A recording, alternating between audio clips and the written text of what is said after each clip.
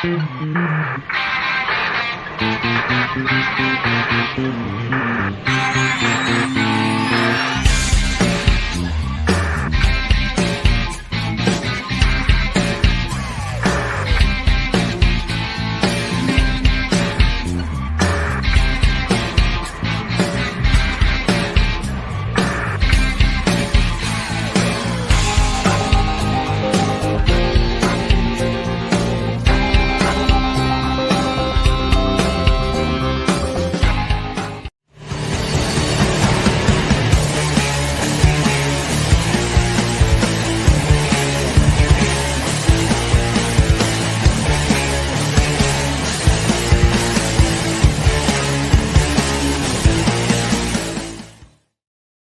morning. Good morning. Love wrestling. Happy Tuesday. We're still in purple here. We need to be in red. So wait a minute. Judgment Day. Boom. There it is. There it is. It is Tuesday, April 15th, tax day, everybody. Get your taxes filed. Get your taxes filed if you're living in the U.S., because if you don't file them today, they'll come to get you. They'll take everything from you.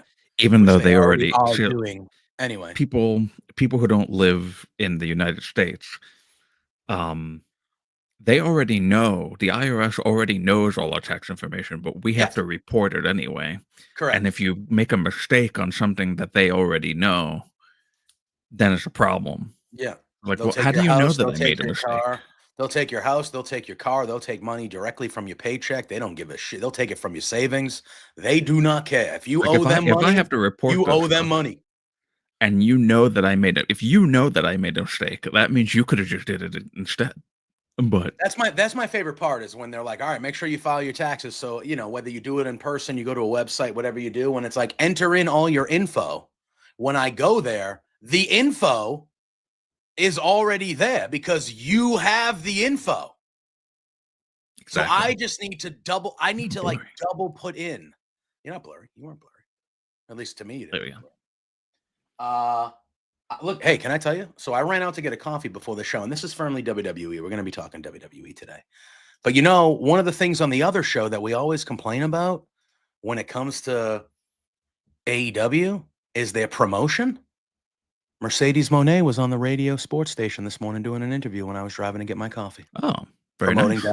Promoting Dynamite and Collision. And I was like, wait a minute. Very nice. This is the first time that I can remember this happening. And she's obviously a Boston girl. I thought she's the perfect person. She's going to be in the main event on Dynamite. I would assume that her and Athena will main event. But anyway, it's a WWE show. But that just came to mind because I literally just heard her on the radio like 20 minutes ago. And I was like, wait a minute. Are they listening? Are they listening? But anyway, Sandy, happy belated birthday. Happy birthday. Yes, I did wish him happy birthday yesterday. But yes, so last night, the go-home episode of Monday Night Raw for this weekend's WrestleMania. We still have Friday Night SmackDown, where John Cena and Cody will both be there in the building, so we assume some things will be happening there as well. If you follow us on Firmly LW on Twitter, you saw that we released something the other day that kind of went through the week of what we're doing here. So this is a normal week for us as we have a show today. Oh, we're talking about him a lot today, Sandy. We're talking about him a lot today. Mm-hmm. I usually talk about him a lot because I've been very high on him for a long time. But I will be also talking about him a lot. We're going to be talking about him a good amount today because he was one of the standouts of that show last night. And off of that show. Yeah, well. And yeah, yes. So today you get Firmly WWE. We're going to be talking about last night's Raw and this past Friday's SmackDown. Thursday, you will get Firmly AEW. We also have a guest joining us Thursday. Our pal Jose from Jose on the Air will be joining us on Thursday. Our first ever Firmly AEW guest. Yes, because we've had Kimmy Sokol as a Firmly WWE guest before. She's been our only Firmly WWE guest. Jose will be our first Firmly AEW guest. I am going to Dynamite tomorrow night. It is official. I will be in the building for Dynamite. So I will be able to talk about that experience and talk about the show and with Drew and Sandy. You got to be in the media, my man. We can't just be letting anybody up on here. We love you, but you got to be in the media, my man. You know, If we let one fan on, then we're going to have everybody trying to, you know, we let media people come on here. No offense. But so we're going to be doing that. So then that'll be Thursday. Dan, welcome in, my Morning, friend. Dan. Appreciate you.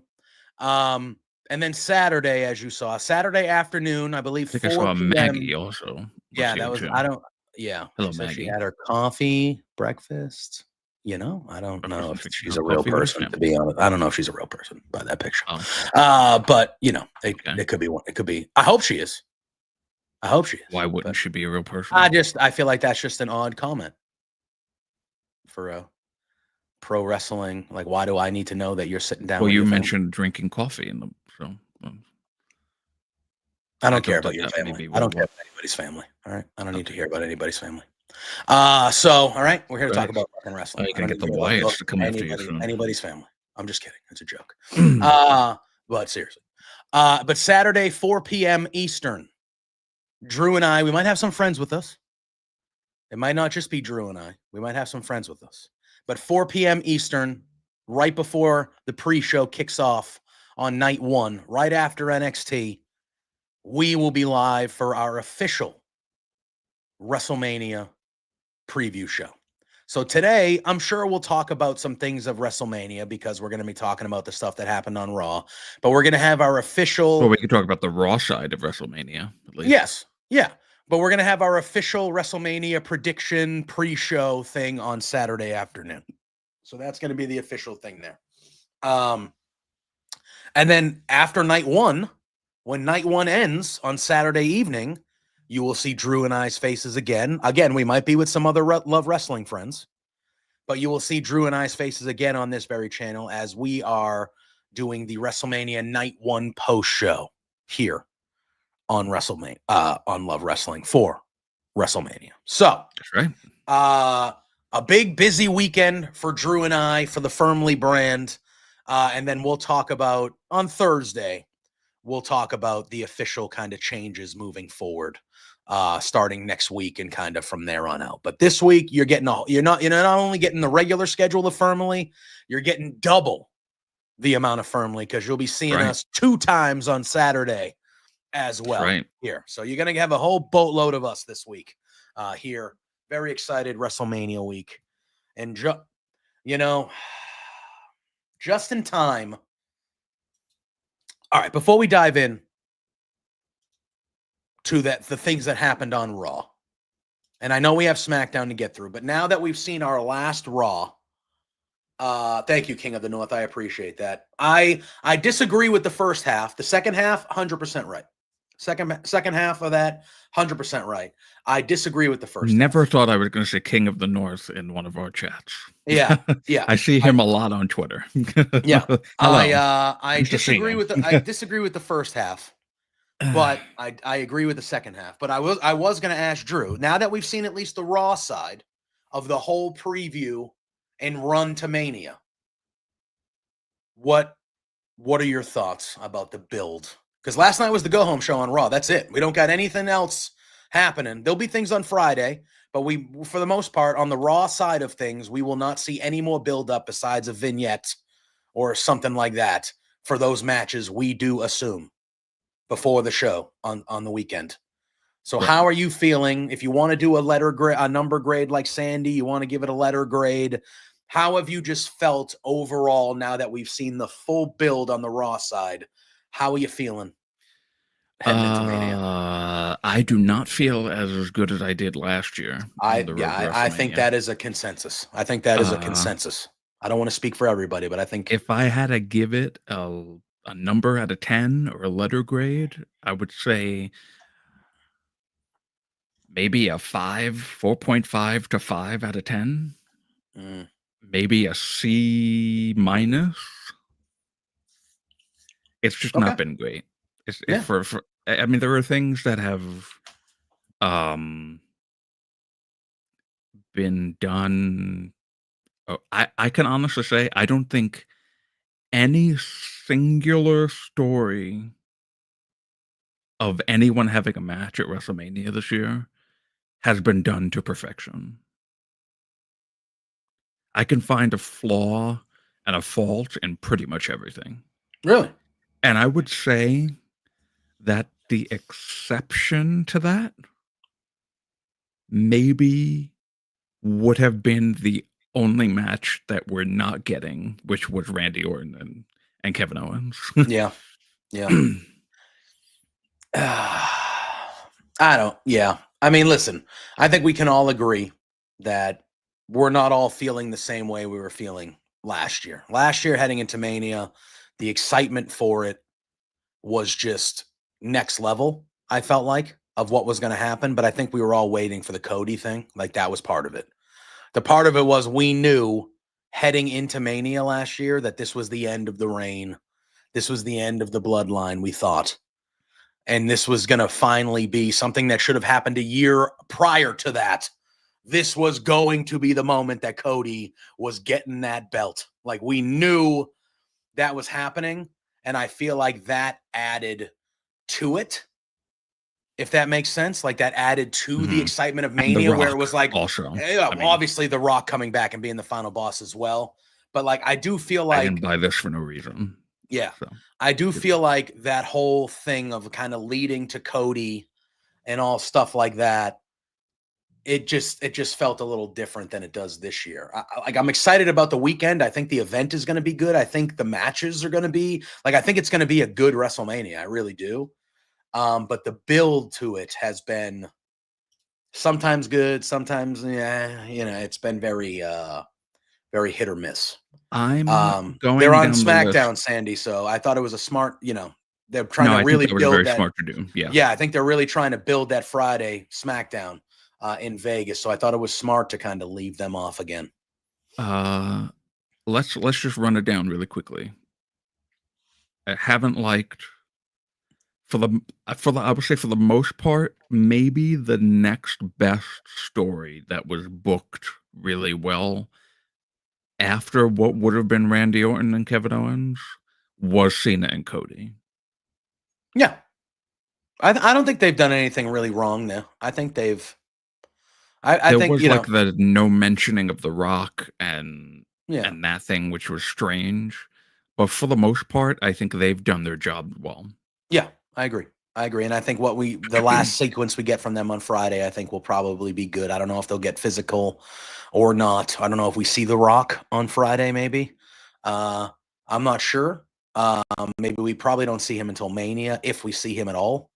But Well, I would imagine he's at WrestleMania. I If would he's not at imagine, WrestleMania, that's but incredible. That's crazy well, if he's not at WrestleMania. listen, we haven't seen him since the Chamber. So, I mean, I would assume he's going to be at WrestleMania, but I'm going to be honest with you. Besides the initial heel turn that we saw at the Chamber, barely been mentioned. Like it's very weird. But I assume he will definitely be at Mania. That was really my only fault in that story. So other than that, I think it's been good because the promos were great. Cena's first promo on Raw after the heel turn. Really, all of his promos have been very good. Yeah. Cody's lack of mentioning The Rock in it, I thought, hurt it a little bit. But they did mention him one time the last time they were in the ring together. Yeah. And it's like, oh, okay. But yeah, the lack of Rock mentioning in that whole thing was strange to me. But I don't disagree. I don't disagree. I think that. Well, let's get into the show, and then we'll discuss it as we're going to each. Yeah. segment. So we're gonna start with the main event segment. That's what we're gonna do. So throughout the night, 100%, Dan, 100%. Can't wait for it. Can't wait. New Music Inferno, welcome in. Scott, welcome in. We're just about to dive into our first segment of Raw that we're going to talk about. Fernando, what's good, my friend? The main event segment we saw throughout the night.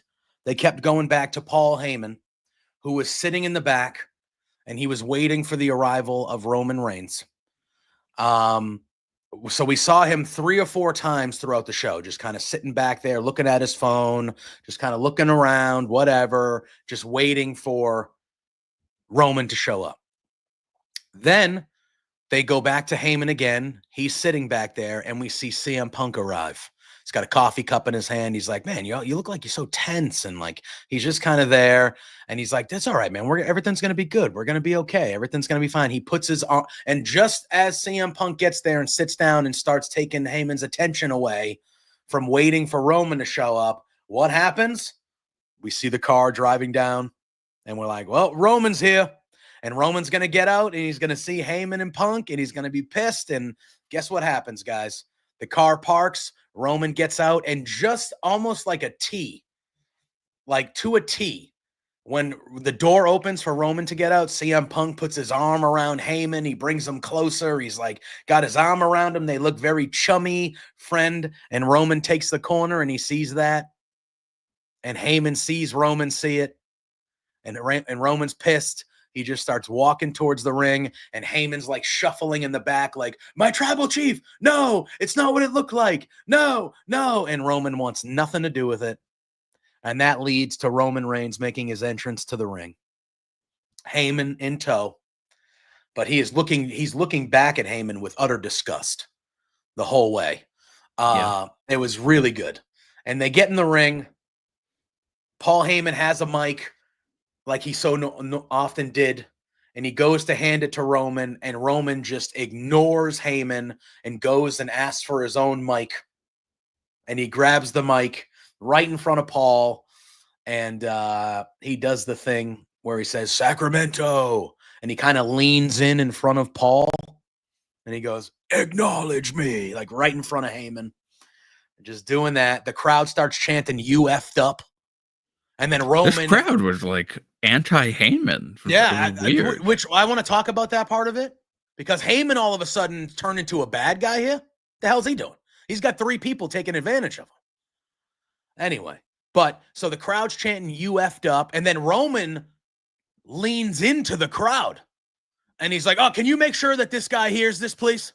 And like he asked them to chant it louder. So they start chanting it louder. And Paul's sitting there going like, what the hell? And Heyman says, this was not a betrayal. I am paying back a favor that I owed, which is true.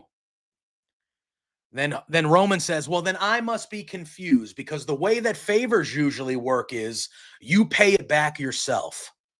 He goes, but from what I'm seeing, the only person that's getting screwed in this favor is me. Not you, not Punk, but me. I'm the one that's getting screwed here, when this has nothing to do with me. I didn't ask for his help. I didn't ask you to go do that for War Games. I didn't ask for anybody's help for War Games, which is true. Roman did not. That was the rest of the bloodline. We're going to find the 5th. Roman stayed out of it. He stayed out of it. So he's not really lying. And it's interesting, too, that they called back to that in a very interesting way, because we, remember, were weekly on here going, why the hell is everyone else asking for people to join Roman? Roman should be the one doing it. Mm-hmm. But they played into that in a very interesting way last night, where it actually now I can actually understand why Roman didn't go and ask anybody to help him, because that would mean then that he owed them a favor. Yeah. Yep. And so, Roman is just giving it to Heyman. And he's saying, he goes, if there's one thing you need to know about Roman Reigns is I don't ever ask for a favor. He goes, I take what I want. I take what I want. Oh, I mean, hey. And he says, and I don't, he goes, what do you say? He goes, I don't owe a favor because he didn't ask for help, like we just said. And he goes, so tell me, Paul, how I'm supposed to cover the tab for your dumbass favor. And right at that moment, Seth Rollins music. I don't disagree with him there. They're both right, because Heyman is literally just owing a favor. Like the favor was asked. He owed a favor. He's like, they're both right. They're both technically right with how, Seth Rollins comes out. The thing I love about Seth in this Seth in this build, especially the last 2 or 3 weeks, is he is eating this shit up, man. He is loving every second of Punk and Roman fucking fighting over Paul Heyman and Paul being in the middle. Seth is enjoying every second of it. And I love that aspect of this. So he comes in, he's got a big smile on his face. He says, Roman, finally, after a decade, you're getting it. You're putting the pieces together all by yourself. He says, you're just missing one little piece. He goes, but it's too little, too late. He goes, because I'm the one that has to end you at WrestleMania. And he goes, and it's for the same reason that it's always been, because it's the right thing to do. He goes, this triple threat is the biggest, most important match in the history of wrestling because the winner will define the future of this industry. That's what Seth said. He goes, if this business is full of people like Roman who only want to show up when it's convenient, this business dies. He goes, if it's full of people like CM Punk who run away when things get tough and take their ball and go home, the business dies. He goes, but if it's full of people like me who sacrifice what's best for the business, then it will thrive. He goes, there can only be one, and it's got to be me. It's got to be Seth Rollins. And he goes, and for that piece, Roman, that you haven't figured out yet, he goes, well, favors don't happen by chance. They happen by choice. He goes, Paul is choosing to accompany CM Punk to the ring at WrestleMania this weekend. He's choosing to do that. And Roman this whole time, at first, Roman's kind of looking at Seth with kind of like, yeah, all right, whatever, this fucking guy. Like, that's how he's looking. But as Seth starts talking, if you keep your eyes on Roman, Roman starts to kind of be like, oh, okay, well, Seth is putting up some points here, blah, blah. And after Seth finishes this part, Roman agrees. Roman says, you know what? He's right. And he kind of turns his attention back to Paul. And he says, why would you do that? He goes, he's right. And he goes, you made your choice and I have to make mine. And everyone in this moment, including me, I don't know about you, I thought he was going to hit him. I'm like, he's going to Superman punch Paul Heyman. That's what he's going to do right now. He is going to Superman punch Paul Heyman. The way he was going towards him, it was like, oh God, is he going to like attack him right now? Yeah, 100%. 100%. But he then immediately clotheslines Seth. He lays him out, sends Seth to the floor. And Paul, at this point, Paul Heyman is like a kid in a candy store, dude. He's like jumping up and down, basically. Just so excited, Paul, when he attacked Rollins and threw Rollins out. Reigns turns around and Paul's like, he has the mic in his hand. He's like twirling the mic. He's like, my tribal. He's so excited. And he goes, I acknowledge you, my tribal chief. So pumped. But Reign pie faces him and shoves him to the ground. Which obviously, that's when CM Punk comes out. Yeah, which obviously Heyman's face was perfect. The crowd's like, oh, and that calls CM Punk to come out to defend his friend. He comes in, him and Roman start fighting. CM Punk then checks on Paul. And when Punk turns around, Roman is back in the ring and he spears CM Punk. And he's giving him ground punches. He's headbutting him. And at this time, we get the best part of this whole friggin' segment. Is Roman is standing, looking towards the entranceway with his back. And Seth Rollins gets in the ring with the chair. And he gives him the same exact chair shot that Roman gave him a year earlier at Mania, that he gave Roman over a decade ago to break up the Shield. Same spot in the ring, same exact angle. It looked, you could have just superimposed the Shield chair shot when that broke up, and it would have been the same thing. And he hits the callback chair shot to Roman. Oh my God. I jumped up and down. I jumped up and down. I liked it. I loved it. After sleeping on it, I actually wish that they would have waited on that and not did it until the match on Saturday. Yeah. I mean, it still could. I don't know. I loved it. I was like, oh, the Shield. Oh, made my Because heart it's been like flutter. called back to so much at this point that it doesn't Not by Seth though. Not by Seth. It's the first time Seth is. They called it back last year where Roman made the choice to do that instead of end Cody. But other than that, Has I he mean, not hit Roman with a not chair since then? not like that. Not in that was purposefully done that it looked the Well, exact yeah, right. same. It's supposed to look the same way. That He was was a also mirror, wearing shield a looking. vest like outfit. Yeah. Like it Although I was. didn't. Okay, so here's the funny thing. I did think when he came out. So the promo, we're done with talking about the segment because that was the segment ended after that. Yes. Oh, Sammy did it to Roman. That's right. Sammy I did it to remember. Roman when he Yeah. wanted him to hit KO. And then so Roman at that time actually even fell the same way that he fell when Seth hit him with the chair. Correct. Roman didn't do that this time, but so what I thought. Okay, so there's a couple of thoughts that I have on this. One is I liked the segment. But I found it very strange that CM Punk did not get a microphone on the go home to WrestleMania in his first ever Mania main event. The whole thing with him getting this main event is weird to me. Okay. Like, he did nothing to earn that spot.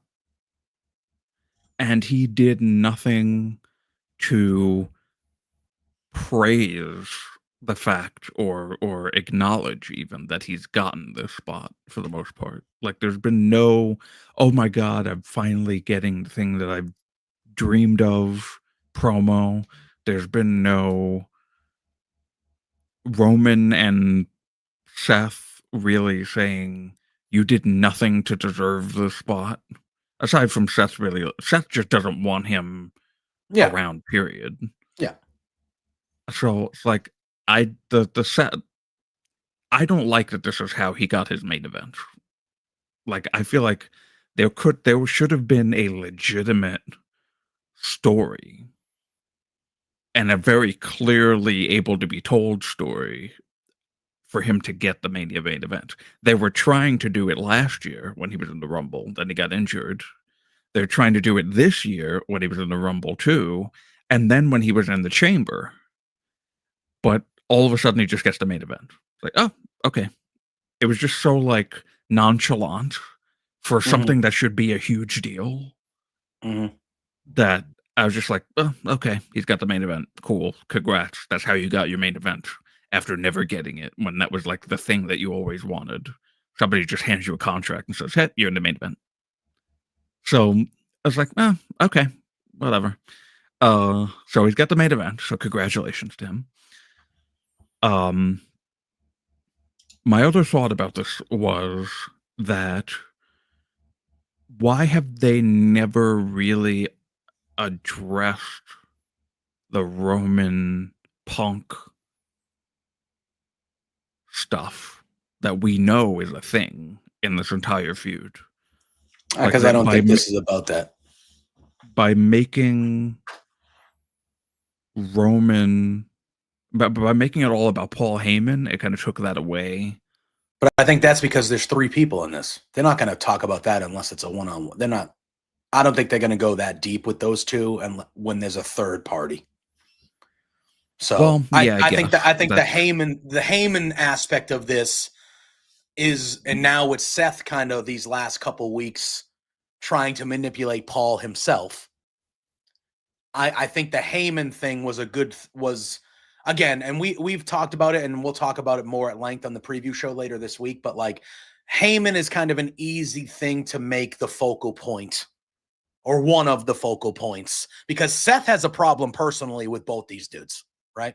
Seth and CM Punk go way back. They don't like each other. Seth and Roman clearly go way back, and they don't like each other. So Seth has personal issues with both these guys. Roman, up until the Rumble and this whole thing started, he didn't have, like, in real life, he had personal issues with Punk. But on WWE TV and WWE candor or whatever the fuck word you want to use, him and Roman have not had problems as like characters, right? So the Heyman part of it to me was an easy way to tell that story, to get these guys to actually like not like each other on TV. We know about the Okay, I personal see what you stuff. mean. I Yeah. feel like they will not dive into the personal stuff with Punk and Roman until we get a proper one-on-one feud with Punk and Roman. Now, my thing is, my assumption would be that Roman goes away after Mania for a little bit, like we don't see him for a bit, like he takes some time off. That would be my assumption. Yeah. But I don't know what comes out of this, because obviously the three of them are on a collision course for Saturday night in the main event.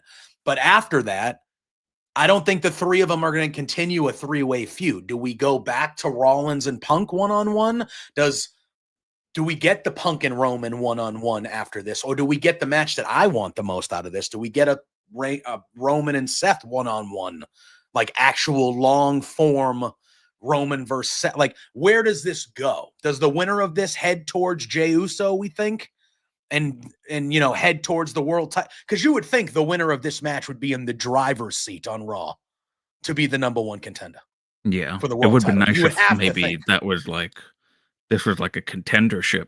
There was some like stakes to this or something. Yeah, right? So you would have to think, Hoosier, what's going on, my friend? Welcome in, brother. Thank Fernando, I agree. That's what I want. The one match that I want the most to come out of this, and I know we've seen it before because Seth had the match where he dressed up as the Shield when he fought Roman one-on-one during the Roman reign, no pun intended. It came out of the Shield last year also. Yeah, exactly. I want a Roman Seth one-on-one feud here.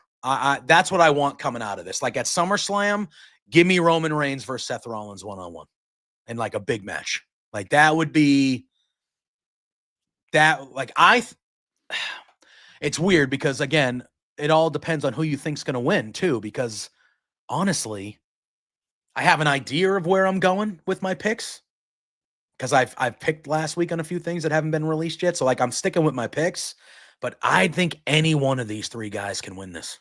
I don't, you know what I mean?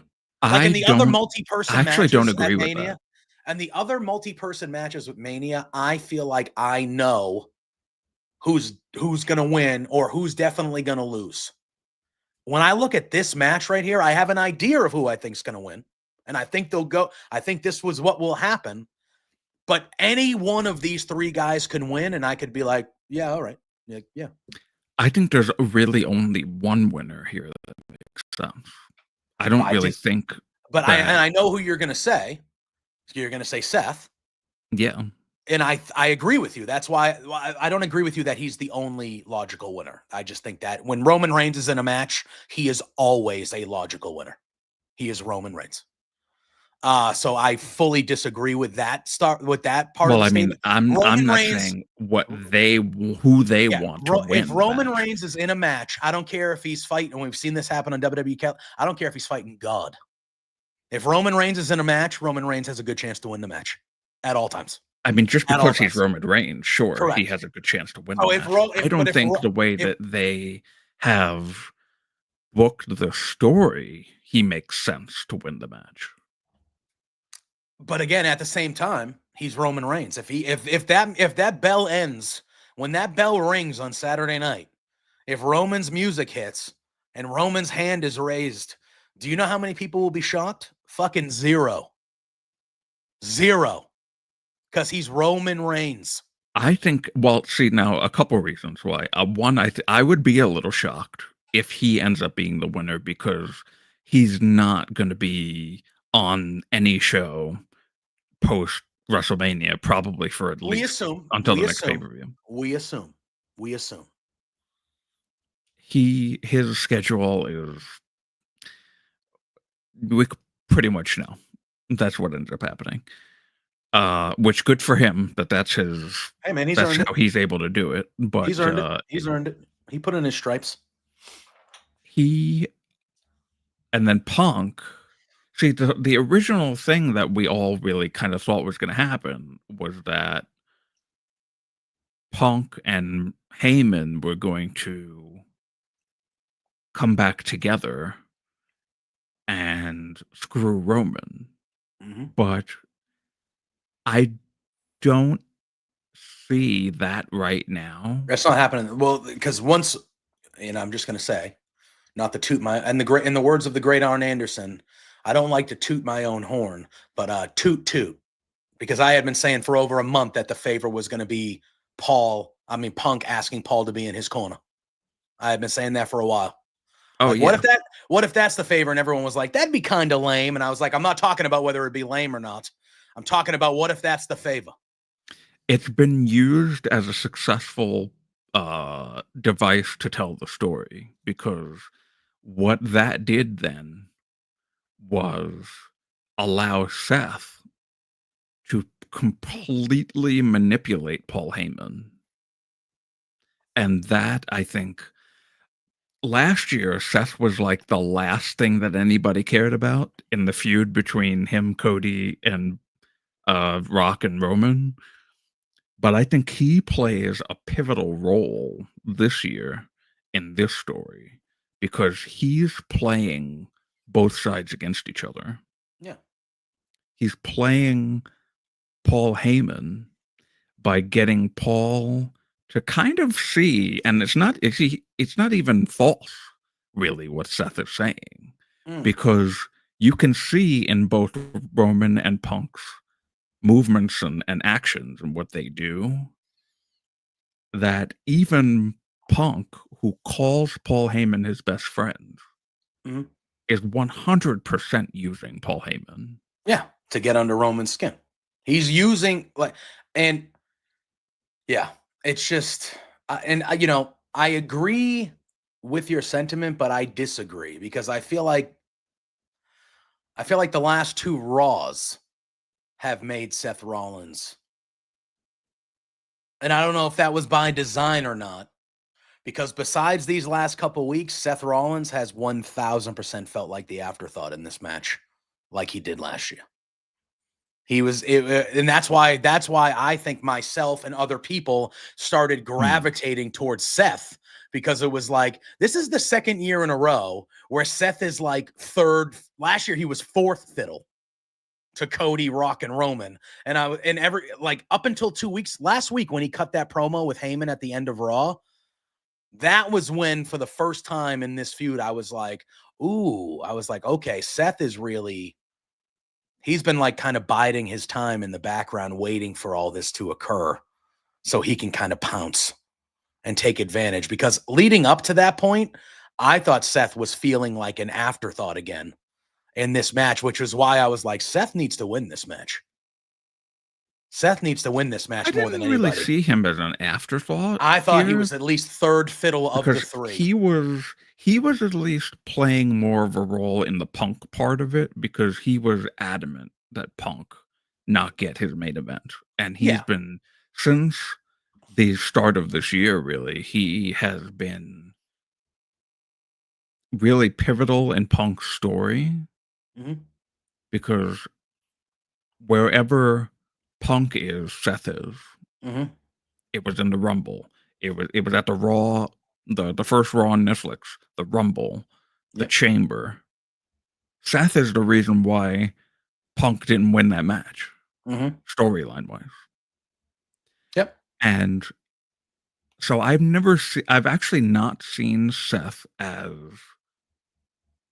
the person that's, I mean, you could say just with the star power alone, Roman and Punk make him the third person. But I didn't see him in that same vein as last year's, where he was just like totally, here's Roman and Punk, and here's Seth Rollins, all the way, down to the end of the country, because that's what it was like last year. This year, I don't really see it that way. I do acknowledge Seth as being the third.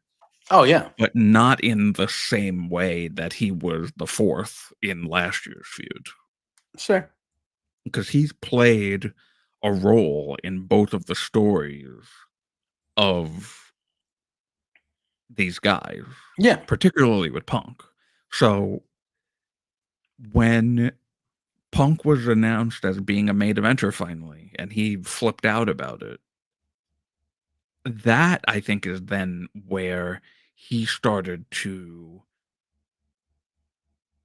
sort of play both sides against each other. Mhm.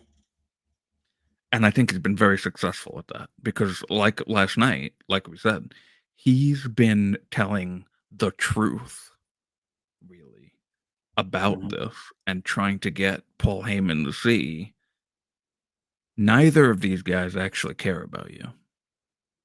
Mhm. It's all about what they want.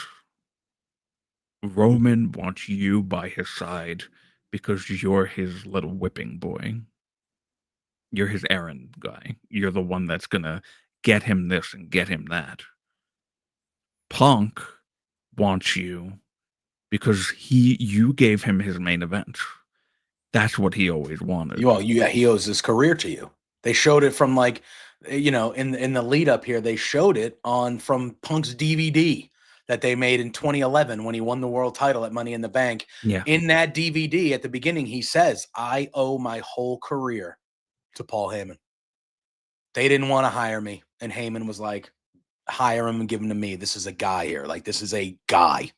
And if And Punk just kept it to that, then what he would say, what Seth was saying to Paul wouldn't make sense.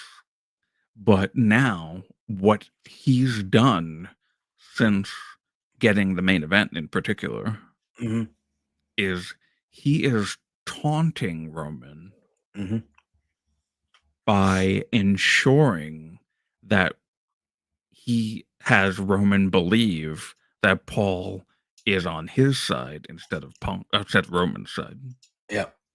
And And what it did, and it was clear as day in last night's segment. And I think you could kind of see that Paul now realized it last night. Is that, oh yeah, Punk is trying to make this what it isn't. And he's getting me in trouble mm, with this guy, with Roman. mhm, And Seth coming out and saying all that, it's like, yeah, he's telling the truth. mhm, Seth is telling the truth, and both Roman and Punk are playing you. And I think now what ends up happening is that plays into the match on Saturday, mhm. where I believe I had two thoughts on this of what's going to play out here. We're talking about we're not saving this for the preview show. We're just gonna talk about it. Well, I It's up. guess It's we could. up. We can talk about it if you want. I just don't know if you just want to talk about everything that happened on Raw twice this week, because we'll be talking about the same thing on Well, Saturday for the prediction show. I mean, now I've gotten it out there, people are Yeah, probably gonna know yeah. what I'm saying. So, all right, so I have two ways for this to play out. One is the amicable way, where in either scenario, Roman and Punk are really more focusing on each other Mhm, versus focusing on Seth. In one scenario, Paul walks off and mhm, says, "Fuck the both of you mhm, for playing me against one another. I cared about the both of you, but you only made it about yourselves, and as a result, I've been put in this predicament and been very uncomfortable as a result. Screw you both. Goodbye," and walks off. And Seth takes advantage of that and ends up winning the match. mhm. The other thing that I thought was, we're gonna need more out of this match in order Yeah, for it well, to I mean, just be, Dean Ambrose is gonna show up, obviously. well, of course. We need that Dean Um, Ambrose running. yeah, we need Who is he gonna help? We don't know. the Death Riders will I would definitely make a assume, big yeah, we appearance on could. the show. Cesaro, Pac has one leg now, unfortunately, but it would all work. They can make it work. They're in Um, canon. We know who they are. Neville, right? Wheeler Yuta in the ring at WrestleMania, that'd be pretty crazy. Yeah. Um, I actually would prefer this way, even though I know it's not going to happen. But fantasy booking and all. Um, I think Seth should become a heel as a result of winning this match. Instead of it just being that Seth just Yeah. plain wins in my first scenario. Yeah.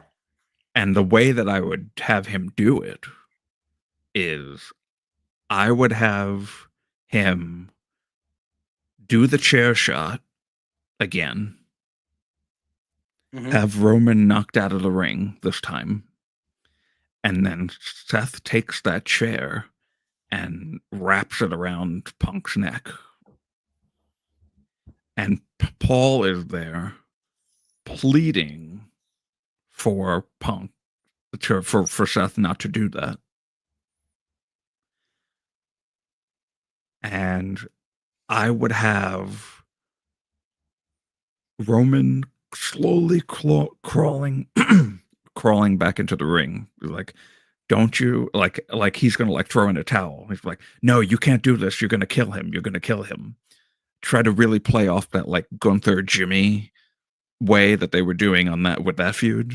Where Yeah. he's just gonna like kill Punk. And he wants to like throw in a towel and he's like, no, you can't do this. You're gonna kill him. You're gonna kill him. While Roman is slowly crawling back in, telling Paul, you better not do that. So it's like, because you're gonna end this match and that's not how it should go.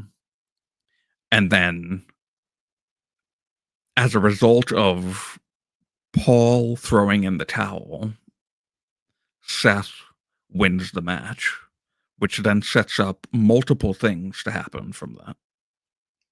No. I know you don't like it, but that's fine. The towel shit, no, get out of here. I like the first idea better because that I think the first one is this one. This one is, and I get it, it's WWE, but the overbooking is happening Sunday with Cena and Cody. They're not going to overbook both main events to the level of this overbooking with like this would just be too much. This would just be too much, I feel like. Well, the reason why I put it this way is because every single person elevates to a new story out of that. But we just said that Roman's going away. Yeah, I know. So he doesn't need a new story. But it can't just be that him and Paul just get back together and everything's fine. No, I don't think that's what's going to happen. I think Heyman is going to walk out. That's like I said, that's going to be what ends up happening. I think Heyman's going to be sick and tired of being in the middle, technically, of all three of these guys, because now Seth, for the last 2 weeks, thinks that Paul Heyman owes him something when he doesn't. But now Seth is playing into, and he played into it last night too. Whether you want to repay me that favor for sparing you last, it's not how it works. Well, see, now the favor thing with Seth, I don't think is going to be a spoken favor.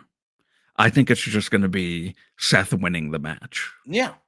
And it's not because of Paul doing something to make Seth win the match. Although in the other scenario that I said, him throwing in the towel, making Seth the winner, is like, oh yeah, thanks. That's like the favor, you know.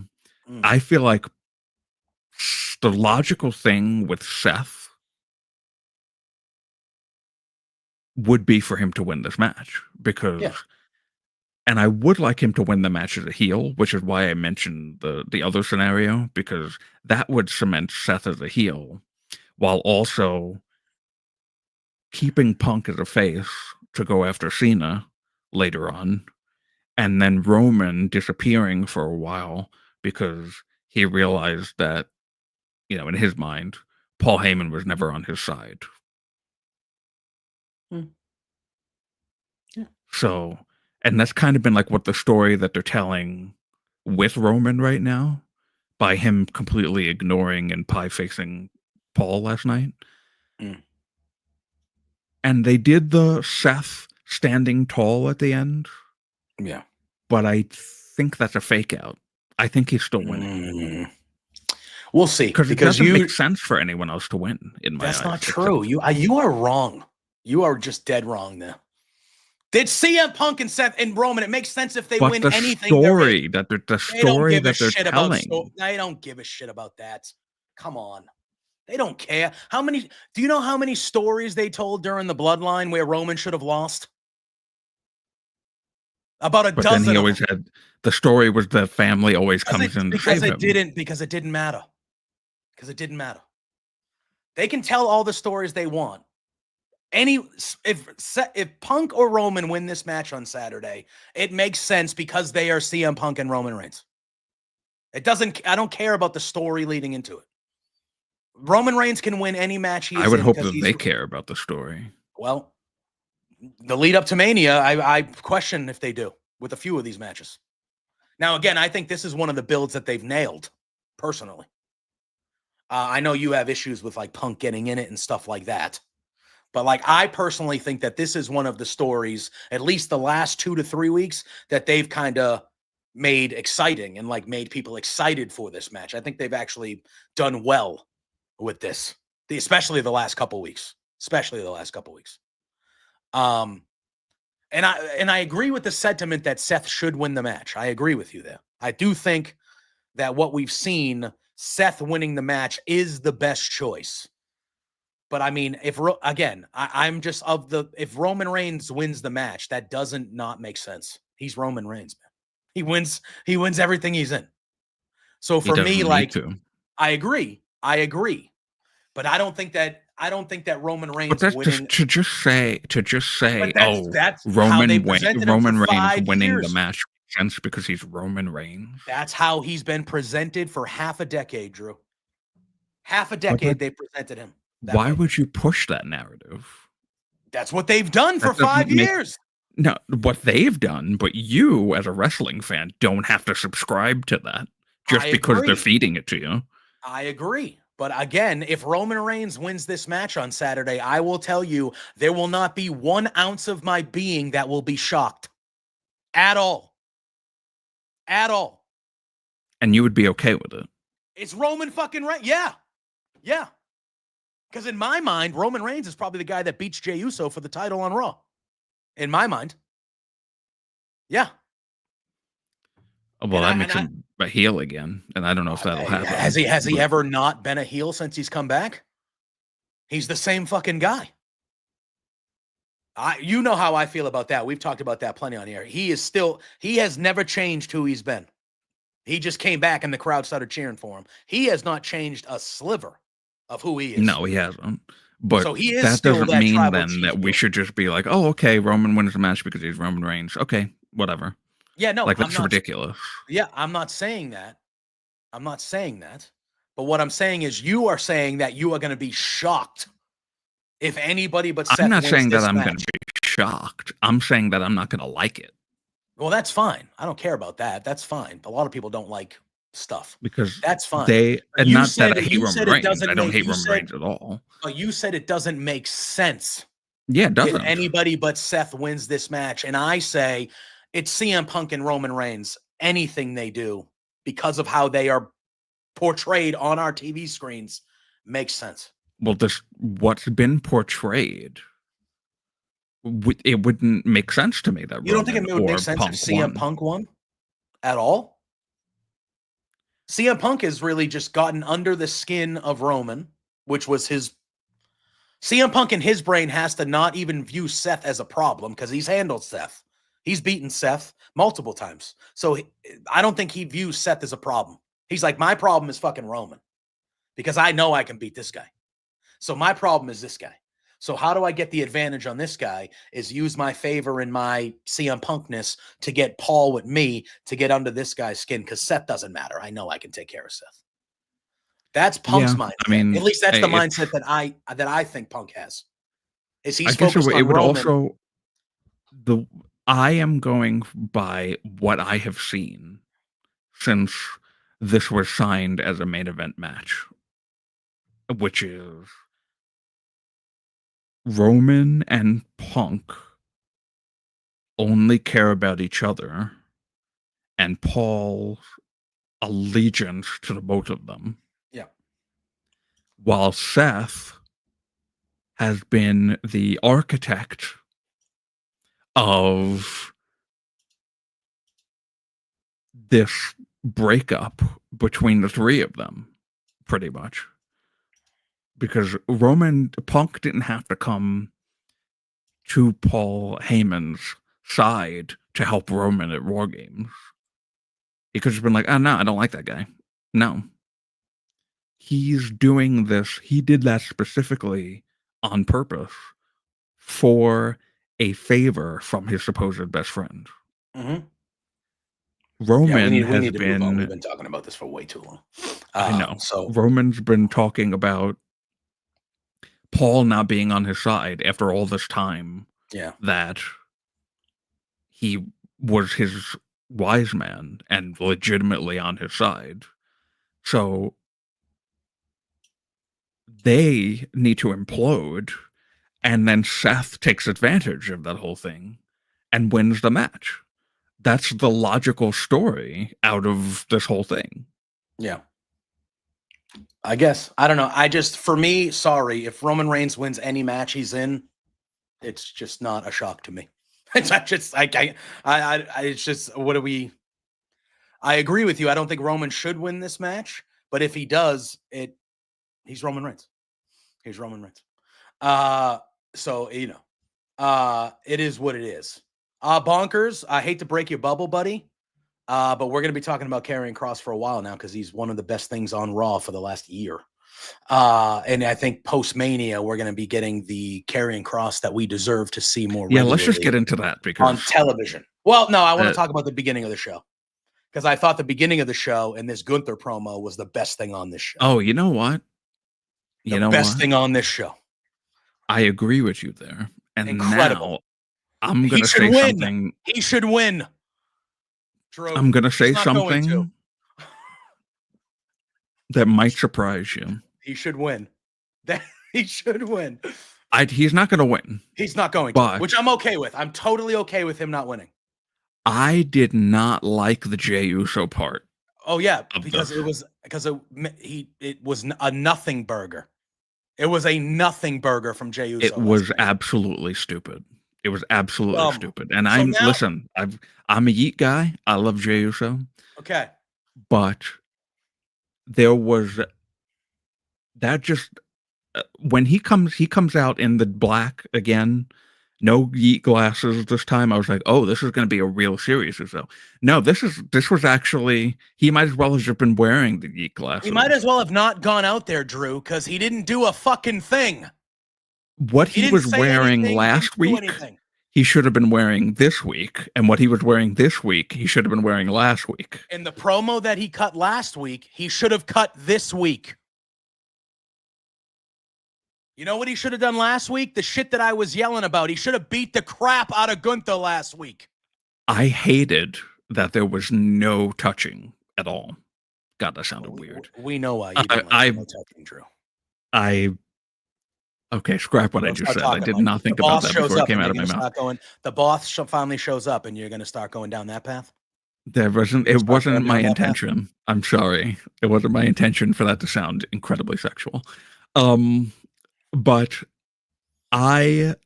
for them to have not interacted, because actually that's the truth. Remember last week when I said I hated that segment and you got on me about it? Well, now a week later, after seeing what we saw from Jay last night, are you still angry at me that I hated that last week? Are you still angry at me that I didn't like no, that but I liked last week's. I liked the problem is that it should have been this week. It was not. It was not. Sorry that my brain. We got to focus here. We've talked about one thing. It's been a fucking hour. Let's go. Come on now. Yeah. So Gunther good, Jey Uso bad in regards to segments last night. That's as easy. In regards to segments last night, Jey Uso bad, and I've never thought that I would say that. But the fact that he fucking yeeted with the crowd, never went after Gunther. Gunther never went after him. Because Gunther's not immune from criticism here either. They were both in the same fucking building last night, and neither of them looked at each other, and that was insane to me. In fact, with Jay being on the table, I thought that was going to be Gunther coming from behind the crowd or whatever and attacking him there, and just never happened.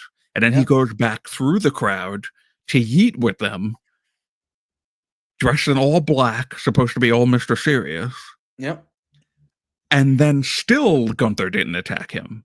So Jay didn't come out and attack Gunther when he was in the ring. Gunther didn't attack Jay when he was outside in the arena. That part to me was crazy, that they never even interacted with each other. Yeah. You know why? Because last week, Jay should have beat the piss out of Gunther. Because the week before, Gunther nearly killed his brother right in front of him. He should have came out immediately last week and tried to kill Gunther. And again, the substance of Jay's promo last week was good. It was a good promo. That was not the time for it. The time for that promo was last night. He could have gave that promo to the camera on top of the desk last night. And I it would don't have meant think as much than what we saw last week. Yeah, I if I had to pick, I would have rather had last week happen this week. Because for what Jay had to do last night after what he did last week was dumb as hell. No sense. Made no sense at all. I agree with you. Made no sense at all. And I know that we got into a disagreement last week about it because I felt that in the moment. And the next morning when we talked last Tuesday, I said, did not like it. And you were like, what? And I was like, he should have been beating the fuck out of him. What are you talking about? I don't have a brother. I have a sister. I talked about it. Spencer has brothers. If Spencer witnessed a man trying to literally bloody one of his brothers right in front of him, calling him a pussy and the things that he was calling him as he's choking his brother to death and bloodied right in front of him, and the next week you're just going to come out and have a conversation with that person? I was going to say Spencer would crack a joke about, well, it depends on the brother. But you know what I mean. The next week you don't have a conversation with that guy.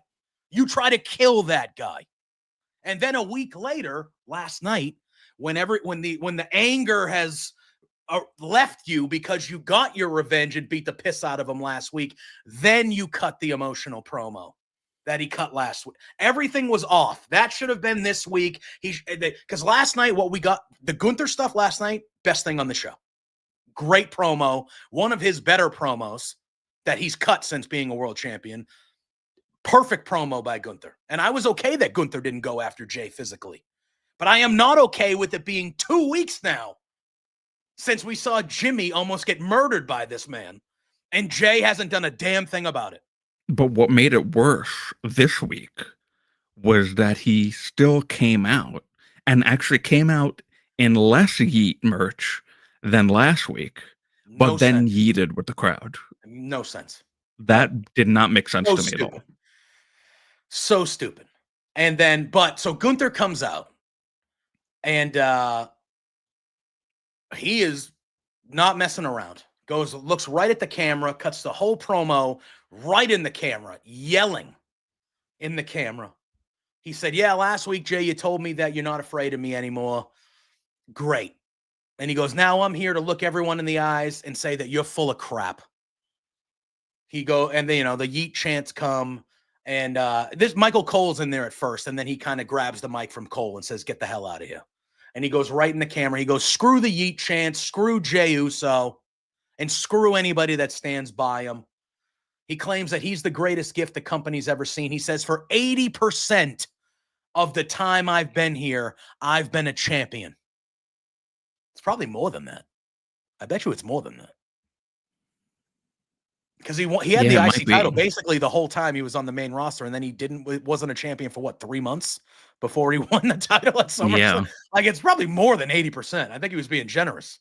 But he says 80% of the time I've been here, I've been a champion. And he says, right now, I'm the greatest world heavyweight champion of all time. He goes, I refuse to let somebody like Jey Uso be the guy that ruins that for me. He tells Jay, he goes, I hope you puff your chest out. I hope you walk into WrestleMania confident because it's not going to matter.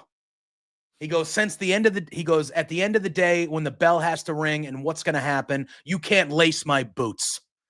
And he goes, and I'm going to put you down for the 4th consecutive time. He says, for the last 2 weeks, I've been told I went too far with Jimmy Uso, that I lost control. He goes, but trust me on one thing. In 37 years of my life, I've always been in control. Love that line by Gunther. This was one of Gunther's best promos ever in WWE. This was Yeah. fucking excellent. He goes, I've always been in control. I've never lost control. And he goes, when I took a bath in Jimmy Uso's blood, I was in full control and I loved it. Oh, made my nipples Yeah, it hard, was Drew. really good. This was a My good nipples promo. hard, Drew. He goes, Jay, pray to the Lord. Pray to the Lord to thank me that I was in control. Because if I hadn't been in control, I would have drowned you both in Jimmy's blood. He goes, I'm looking forward to next week to calling you. He goes, I'm looking forward next week to calling your mother and telling her how much I enjoyed beating the living hell out of Jey Uso and walking out of WrestleMania as still the world heavyweight champion. And that's how the segment ends. Oh, excellent. So good, man. And again, we are running into this situation here where over the last month, we have seen Gunther turn into the Gunther that we have all wanted him to be since he's won this fucking title. This is the Gunther that we go gaga over as one of the all-time greats already. This guy. And now, yeah, exactly. Basketball. That's how I felt. You're excited. Feel these nipples. This is the Gunther we've all wanted. And now that we're getting this Gunther, he's going to lose to Jey Uso on Saturday and lose the title. And it's like, okay, well. Now, again, I'm not anti-Jey. I've never been anti-Jey. I just think Gunther should win this match. But if Jey Uso loses this match on Saturday, the character's dead. There's no way Jey Uso can lose this match. There is no way. No way. Unless you are saying he's not actually a singles main event guy and you're putting him back with Jimmy and they're going back to a tag team, there is no way that Jey Uso can lose this match. No way. Because that will absolutely kill the character and he will never be believable as a main guy ever again because he has not won a damn thing. I think, so Sandy said, well, Gunther lose clean. I think Jimmy will get involved. Yes, I think because Jimmy is the reason why he lost to Roman. So now Jimmy will help him. Yes. Realize his dream of becoming the champion. So I think, so I think Gunther is definitely losing. Yeah, I would agree. All right, let's fast forward. We do not need to talk about Jay's part of this. No, it was awful. Just move on. Yeah, last night was awful. It was absolutely did nothing for Jey Uso last night. It was absolutely crap. All right. So Friday night on SmackDown, we had that gauntlet tag team match for the women. Great match. If we're just talking objectively, it was a great gauntlet match. It was a great gauntlet match. Lyra and Bayley started the match. They were both excellent. Lyra Valkyria is becoming one of my favorite in-ring wrestlers. She is incredible. Very, very, very up there in people that I enjoy watching. Incredible inside the wrestling ring. I would love a character thing to happen with her because I don't know what her character is, but in the wrestling ring, she is incredible. She was incredible in this match. But again, and we'll get there more on Saturday. We'll talk more in depth about it. But Bayley and Lyra win the gauntlet match. They start it and run through everybody. They win it. So they're going to be fighting Liv and Raquel for the tag team titles at WrestleMania. We'll talk more on that on Saturday. You all have an idea of how we feel, how I feel about this, but we'll dive more in on Saturday. However, on Raw last night, Bayley and Liv Morgan had a nice little match. It was a good little match. Bayley gets the win, but there was some nonsense around the ring, but I thought that was a good match. We had some good wrestling. I thought it was very smart that Lyra, while, you know, the heels did the classic, we're going to try and cheat to win with the ref distracted, but then Lyra was very smart and was like, nope, I'm going to hold Bayley. Mm-hmm. And then that prevented Liv from hitting the move. Mm-hmm. And then Bayley ended up winning from that. So I'm very happy that that's what they did to end that match. I agree. Julius Creed had a pretty decent match with Rey Mysterio. Obviously, we're still built. Chad Gable was there. He was feeling better. Oh, God. So Chad Gable was there. It was a one-on-one match. Stuff started happening around the ring. The referee kind of threw everybody out of the ring. And then Everyone Chad was Gable came banned. back. And then Grande Americano came back to defend his friend for getting kicked out. So Grande Americano comes back. I am not doing this. Where you don't have to do it because, again, you are operating under assumption, and that is not what we do here when we report wrestling shows. So Grande Americano came back post-match because Rey Mysterio did beat Julius Creed. And then post-match, Grande Americano blindsided Rey. And they fought Rey until the LWO came out. Dragon Lee was the last one.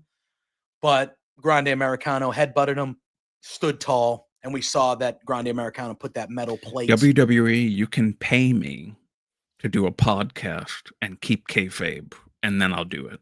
Okay, I don't know what you're talking about.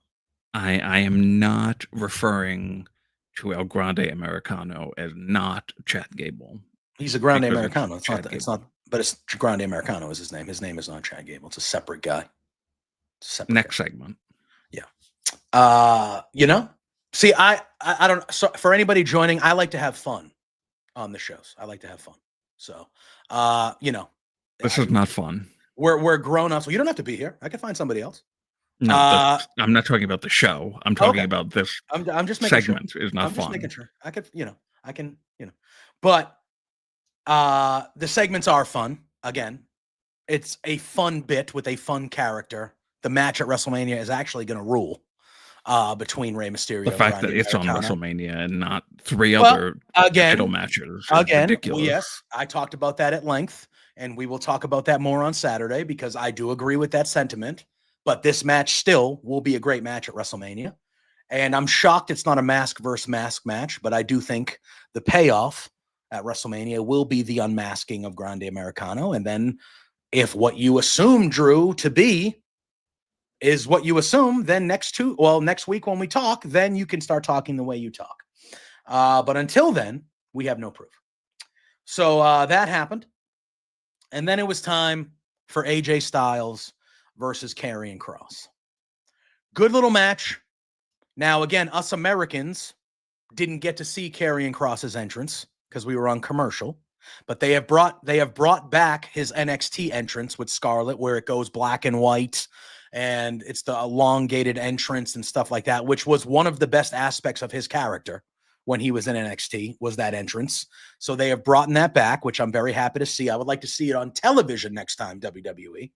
But I'm very happy about that. You know that we both, but I have been singing the praises of Karrion Kross the last 8 to 10 months with his social media work, him maximizing all of his backstage segments.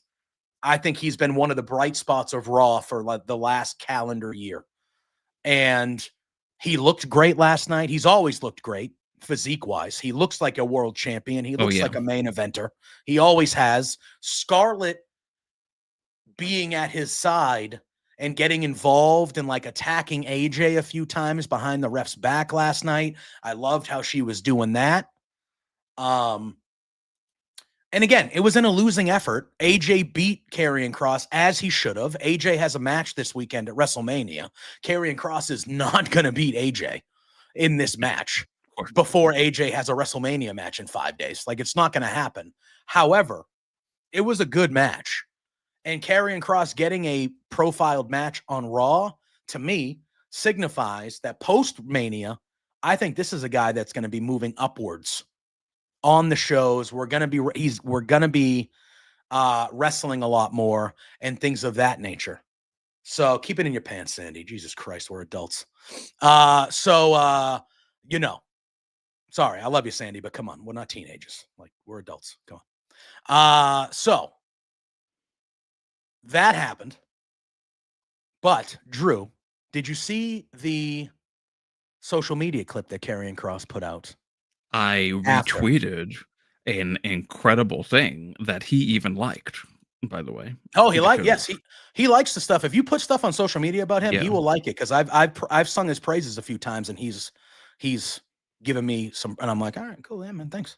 And I forgot, it actually made me realize I wasn't following him on Twitter. Yeah, he's a great follow. He's terrific. He's terrific. So I said that this is that promo the line that struck out to me the most on that promo was change doesn't mean you unbecome something. We are everything we've ever done in this life. So it's like, God damn, that's a line. That just hit me. So like, wow. And the whole thing about him making it about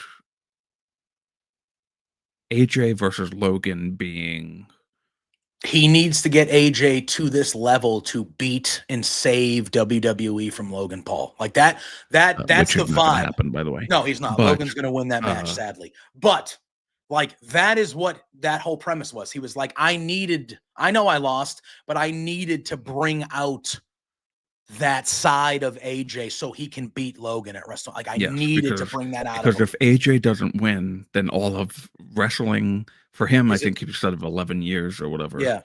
And for everybody in the back and all wrestlers was all for nothing, and they could have all just been YouTube stars. Yeah. Yep. So like he's doing that. He did say the line that Sandy said. He said, you know I lost today and I'm upset about it, but guess what? He Like wakes up to a naked I get to Scarlet. wake up tomorrow next to a naked, like my life is good. All right. My life is fine. All right. So I did. Yeah. He's really, really good, man. He's really, really good. And he's really utilized social media to his benefit, and it's made his character better. He has the look. He can talk. His move set is cool with the suplexes and the strikes and I'm telling you, that guy has everything you want. He has everything you want. And they ruined him when they brought him up and gave him that fucking Jason mask. They ruined him. But he has been slowly built back over the last year plus since he's been back, and he has turned into, it's good stuff, man. Post-Mania, I'm hoping I hope that so. he I hope is that they really do a more with focal him. point, really a focal point of one of the shows, because that is a pair with him and Scarlett that'll work, man. That'll work. Post-match, Logan Paul comes out to the liquid heat that we are used to.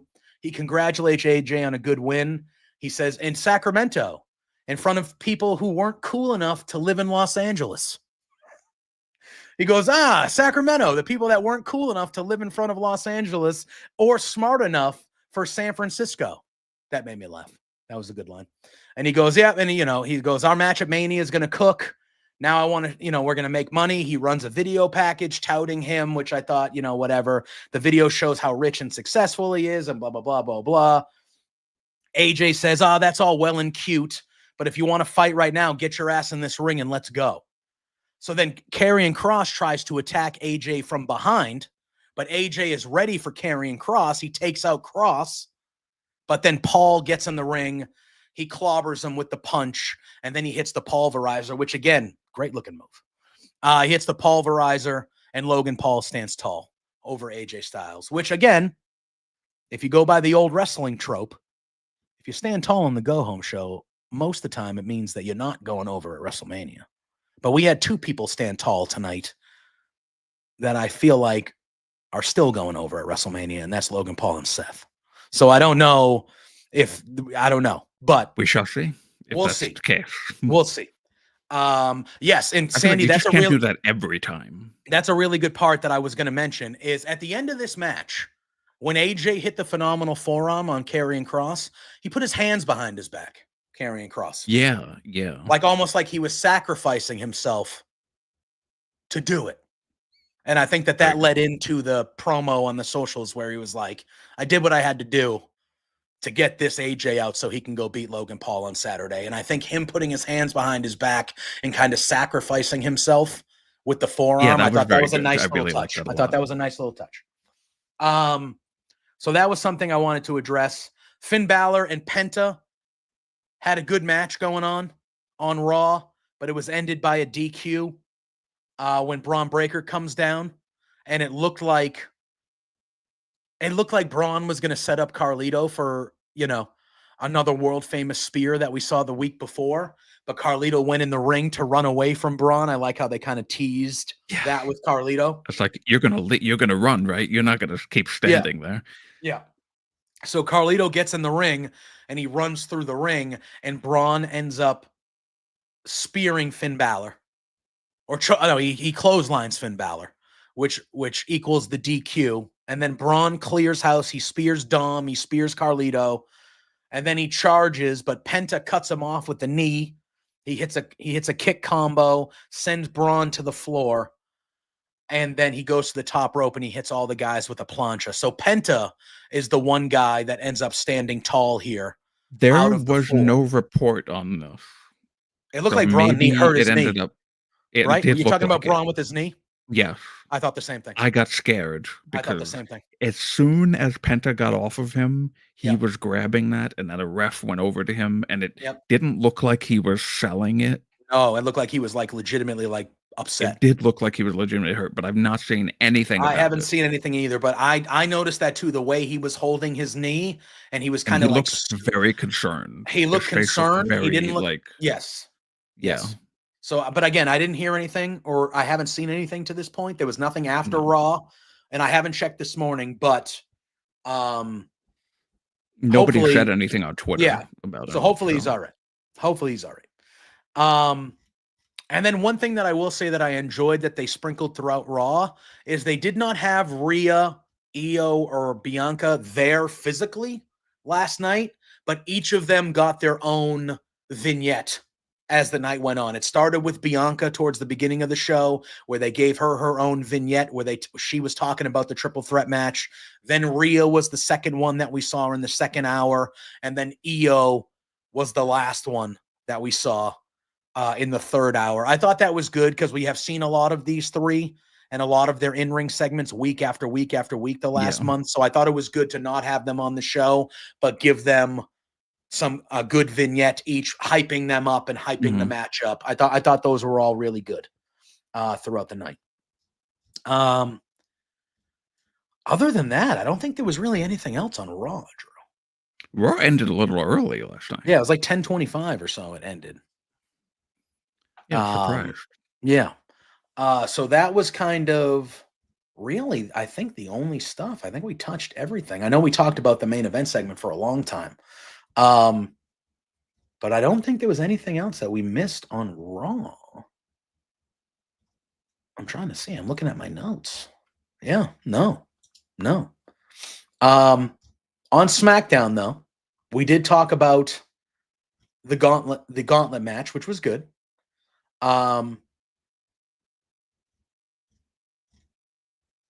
We did have on SmackDown, I mean, the gauntlet match took up most of the first hour. I thought Rey Fenix and Humberto had a fantastic match on SmackDown. Oh my God, that was fantastic. That was really, really good, and got a lot of people talking about Humberto. He's great. He's great. Very good. He's a beautiful man. It's nice that people are talking more about Humberto because he's been great for a while. But him and Angel Garza kind of were like just floundering for the most part. So it was good for him to get like a nice showcase here, really. Yeah. 100%. I mean, obviously it was more for Rey Fenix, but he looked incredible in this match. Yeah.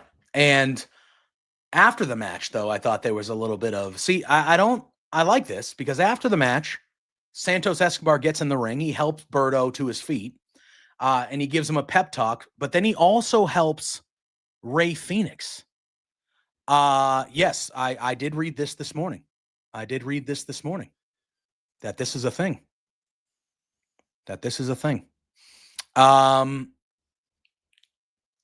I think, listen.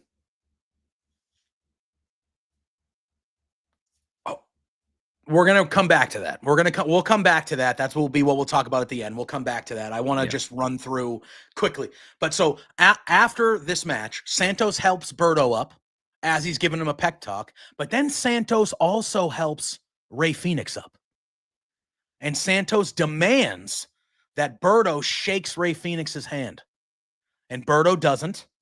Well, he does, but he's kind of like shitty about it, right? He does, but he's kind of like, nah, I don't want to do this. And then he leaves the ring, and Santos stays behind, and he's kind of talking to Phoenix, like he's almost like scouting him, like he wants him to join Legado del Fantasma, right? So that happened after the match. Then later on, there was a backstage segment where Santos is kind of chastising Berto. Oh, last week you were talking all this crap saying that Rey Fenix was a nobody and he's not a big deal. And guess what? You lost tonight. And he was like, Rey Fenix is the type of thing that I'm talking about, what we need in Legado del Fantasma. And him and Garza walk off.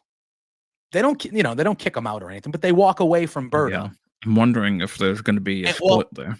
But right after that, what do we see? We see Andrade talking to Berto in the back, and Andrade saying, hey, man, it's okay that you lost. That was a good match.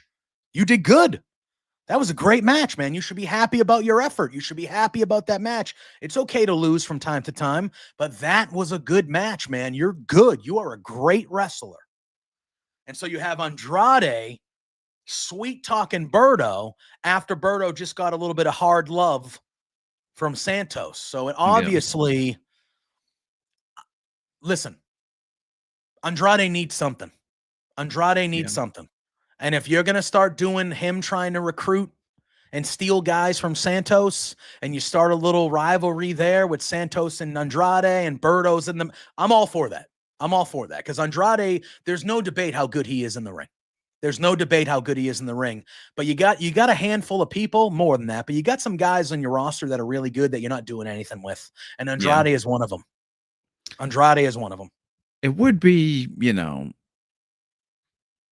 I don't know, be a little nice to maybe not have all the Mexicans dealing with each other.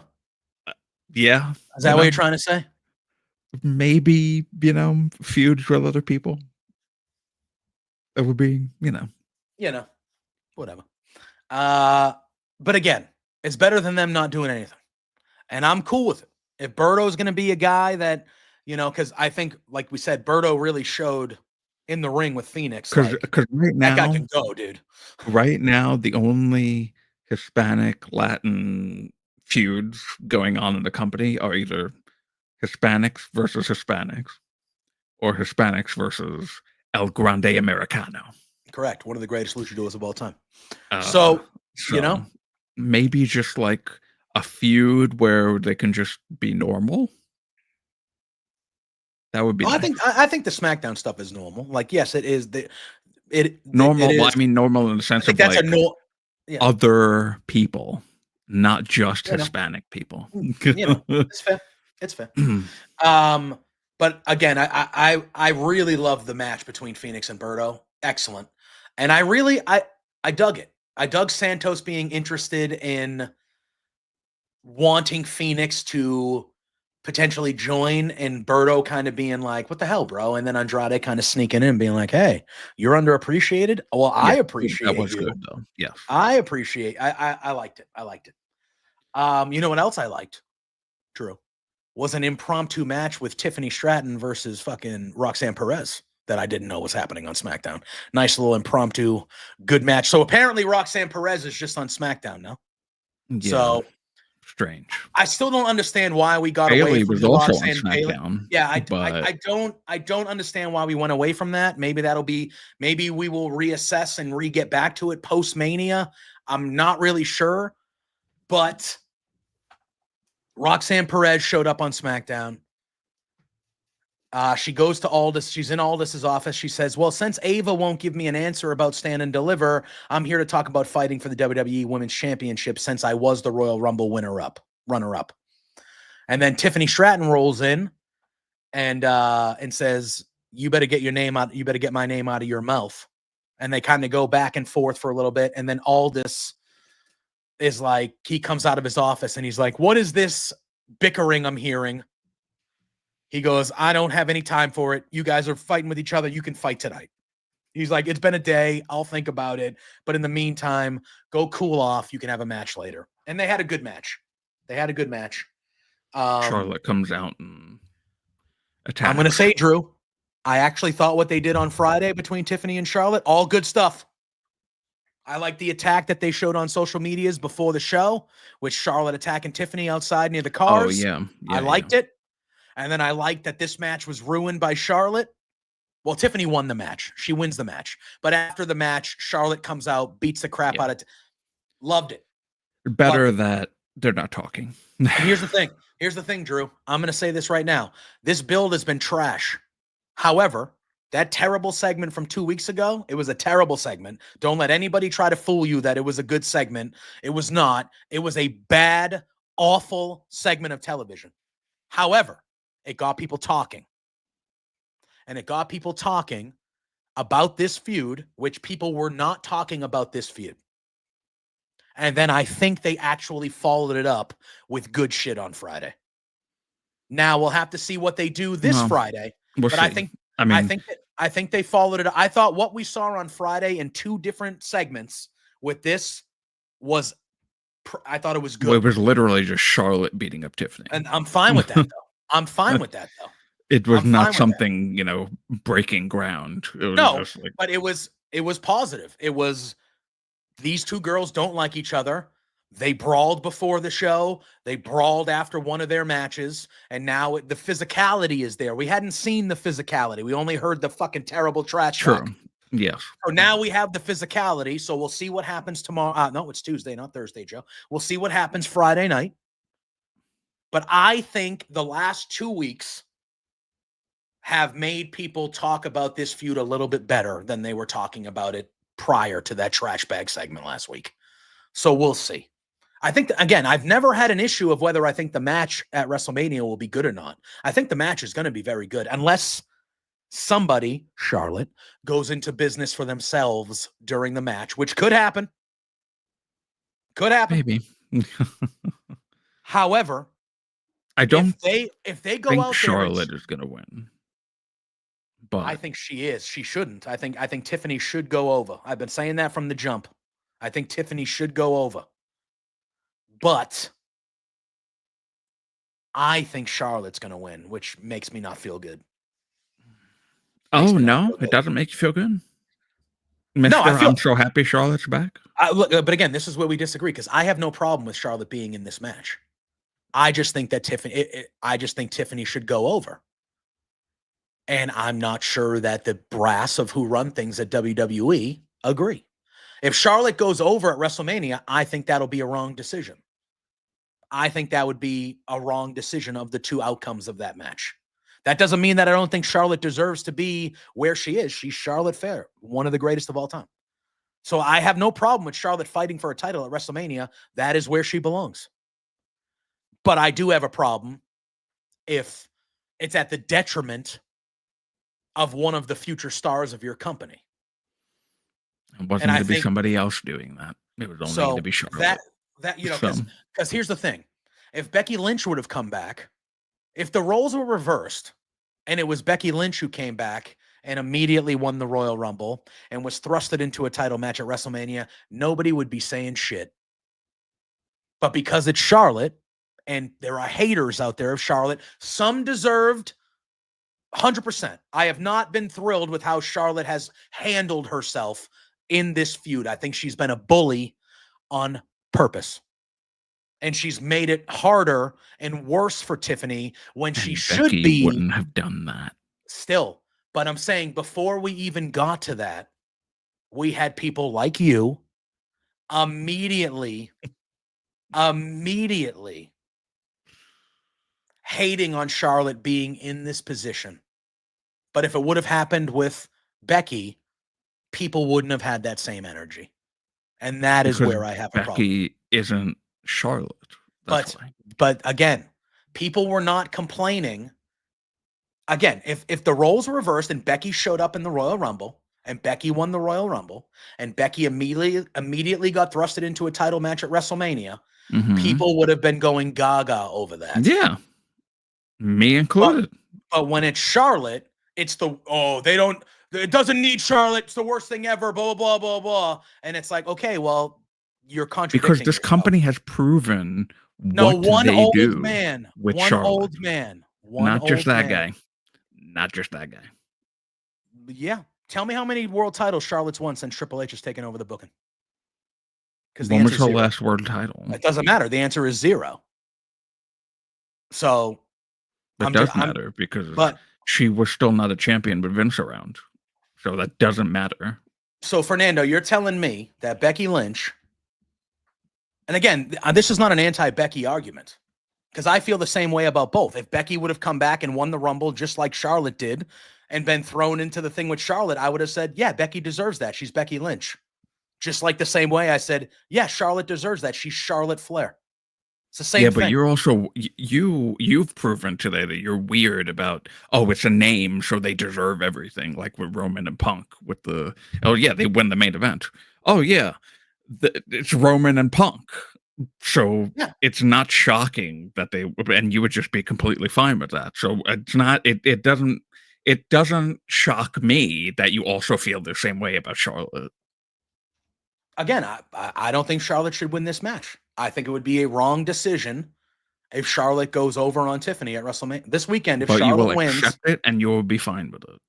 Because Charlotte Flair is in the main, was the one that was put in this position and did what she did to Tiffany. well, And it's like, okay, cool. no, I mean, I won't be. I mean, I'm not going to be upset about it. It's wrestling. I'm not going to be like upset about it. Who gives? I mean, yeah, whatever. But like at the same time, again, I think it'll be the wrong decision.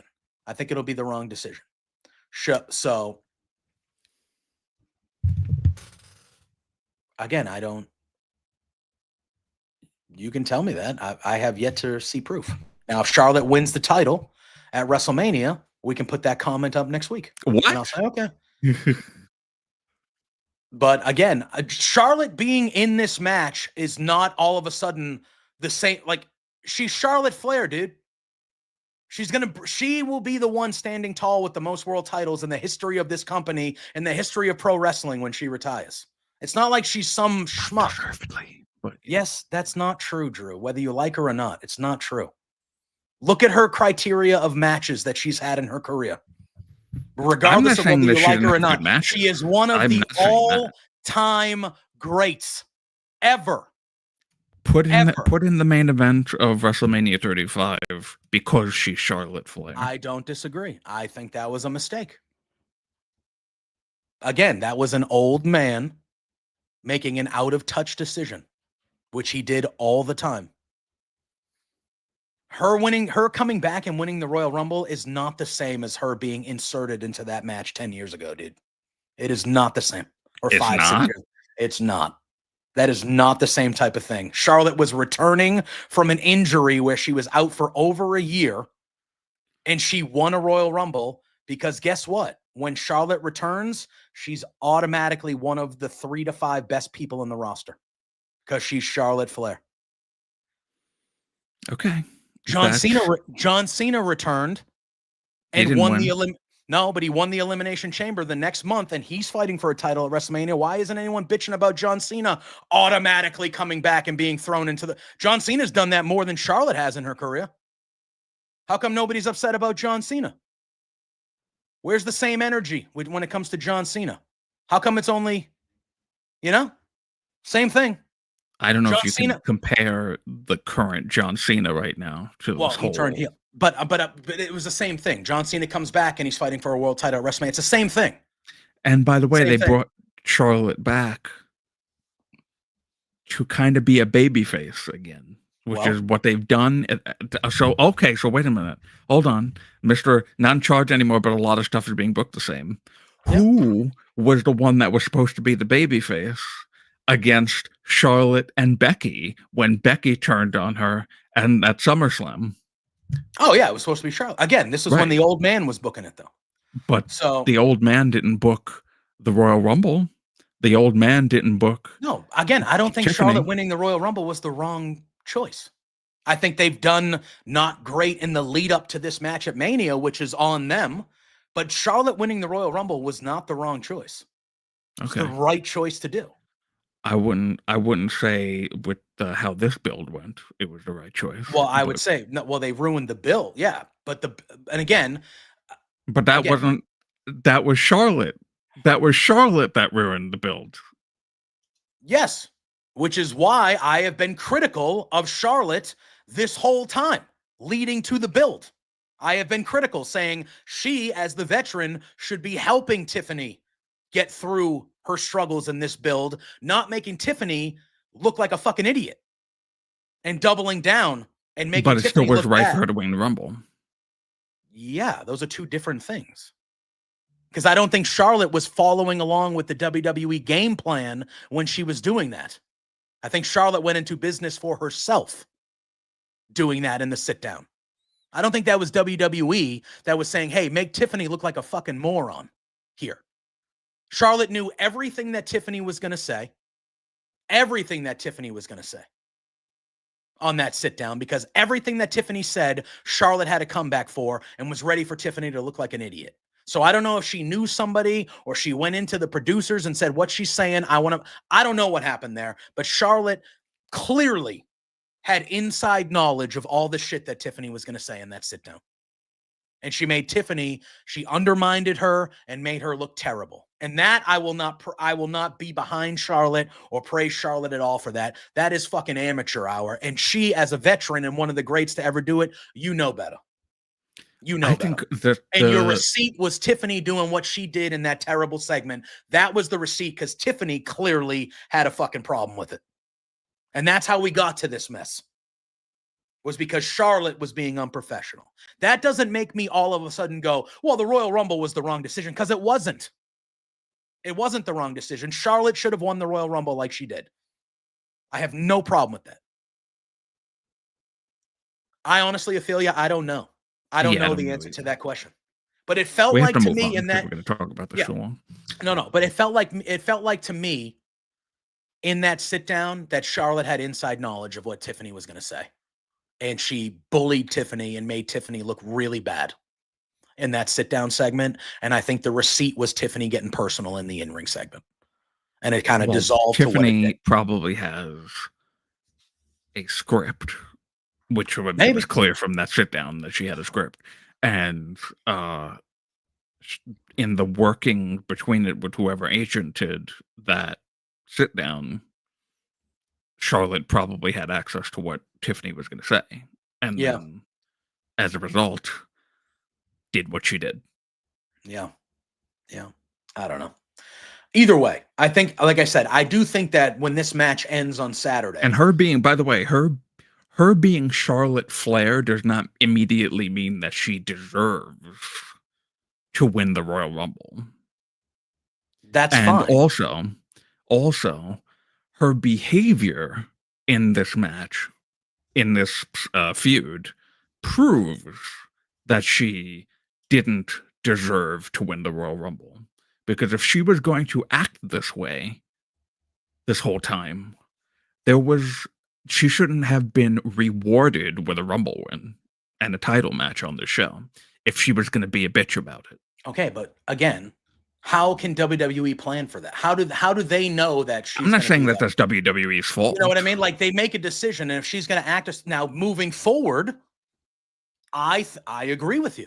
Moving forward, me personally, if I was running things, even if my plan was to have Charlotte win this match this weekend, I would change that plan from the way things have gone. And I would have said, you're putting Tiffany over on Saturday, and you're going to fucking deal with it. You're going to deal with it, and you're putting her over now because of how you've acted. Now, we'll see what happens. If she wins the title on Saturday and then we continue to go, then I will agree that I don't agree with the decision.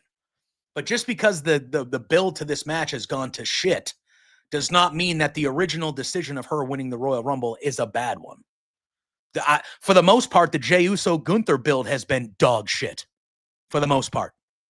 That doesn't mean that I think that the Jey Uso winning the Royal Rumble was the wrong decision, because it wasn't.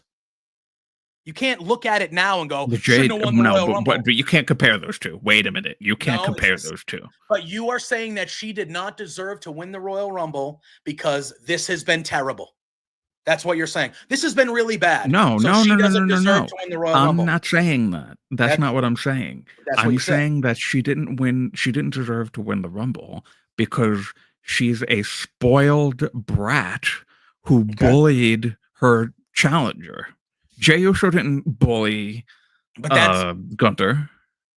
Okay, but again, you are saying that because of the way that this build because of the way that of this build with Charlotte and Tiffany and the things that have happened, you're saying that Charlotte, now we have to rewind 2 months and we should all say that the Royal Rumble was a bad decision because the build to this match has been terrible.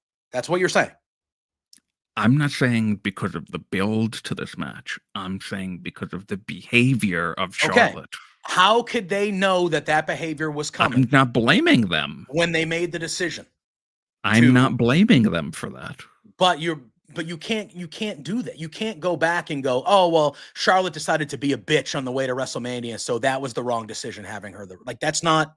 It wasn't. Well, yeah, because somebody who wasn't going to be a bully to Tiffany could have won the Rumble. But they didn't know that Charlotte was going to act this way. Forget it. Okay. Look, you hate Charlotte, so you're.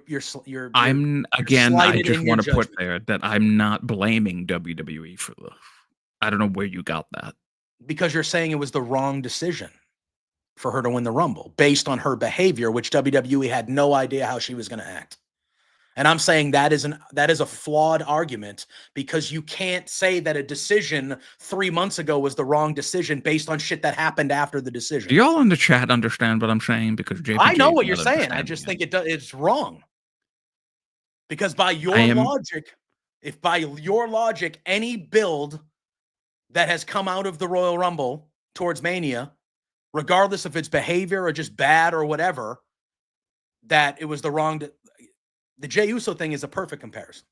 It is not a perfect comparison. But it is. Neither Jey nor Gunther. Well, you can't even say Gunther because Jey was the winner of the Rumble. Yeah.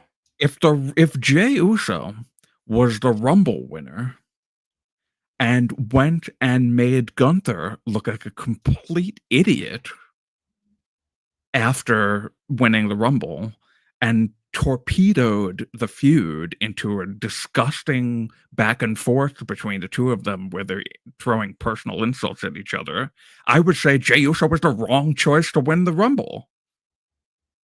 But you'd be wrong. It didn't go the way you blaming WWE for it. Yeah, but it didn't go the way that you wanted it to go, but that doesn't make the decision wrong. That's my main argument, is that it doesn't make the decision wrong. That's all. Again, I will feel a smidge differently if we come on here next week and we're talking about Charlotte as the SmackDown Women's Champion, which unfortunately I think is going to happen. And I will feel a little bit differently about it. I won't feel differently about the decisions that were made to get to that point. I will feel differently about the decision at Mania, because I do think Tiffany should go over. But people are going to sit here and tell me that Charlotte should win and that Tiffany should build herself up as like an actual baby face and like figure out the baby face character. Because I do think that's part of it too. Part of it has been Charlotte being how she's been, but another part of it is Tiffany is clearly struggling figuring out her character as a babyface. Like that is very apparent as well. And Charlotte being her opponent made it worse. Well, and this is where not the right choice. This is where Charlotte, as being the veteran, should understand what she's seeing from her opponent and should be helping her get through this, not making it harder and worse for her. And this is where I fault Charlotte. Not sitting here saying it was the wrong opponent, wrong. It was not. Because I disagree. I think it was written on the wall that Tiffany and Charlotte was the WrestleMania match. It was written long before Charlotte even came back. We knew that this is what it should be. I think Charlotte has not handled herself well in this build.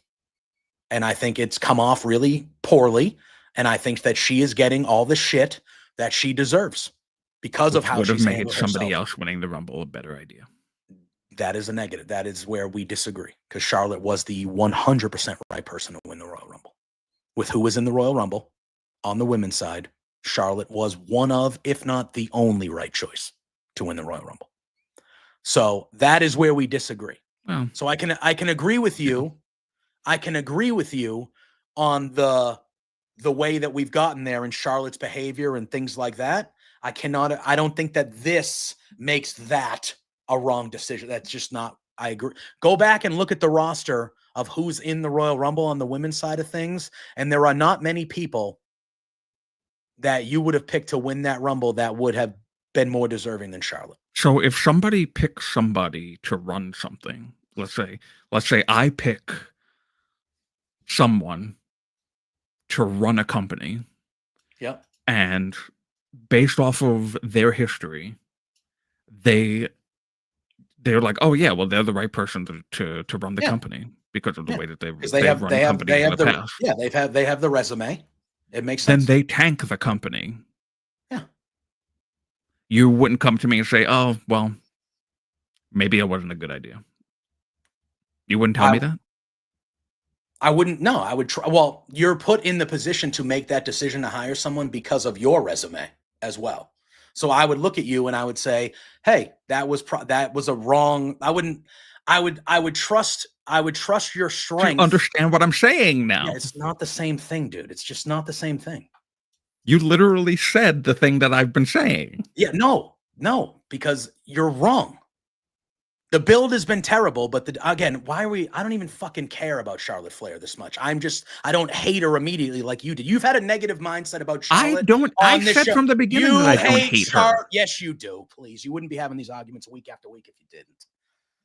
That is why this goes the way it goes, because your opinion is slighted because of your dislike, and I view things objectively. We don't talk about Logan Paul because you don't like Logan Paul on a show where we have to. You view things objectively, Yes, Mr. Grande Americano. Tell me where we've seen that is definitely Get the Chad fuck Gable. out of here with that Tell shit. me where we.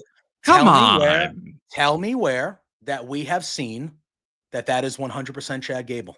He does everything that Chad Gable does. He Correct. looks like Chad Gable. He wears what Chad Gable wears. Correct. We've no proof that he is Chad Gable. Sorry. I don't know what to tell you. Until I see proof that he's Chad Gable already. Jesus Christ. Until I see proof that he's Chad Gable. Oh, God. Again, another example of why I like to have fun. But anyway, I digress.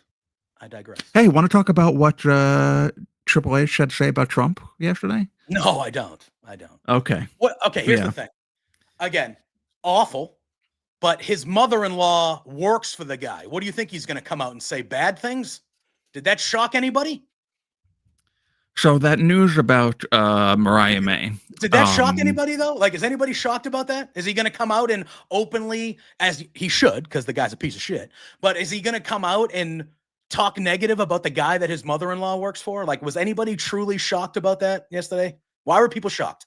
I am not surprised. Yeah, why was anybody shocked about that? Not saying it's a good thing. That Mariah May wants to go to WWE because she's expressed interest in WWE. Yeah. And I feel that she might do well there.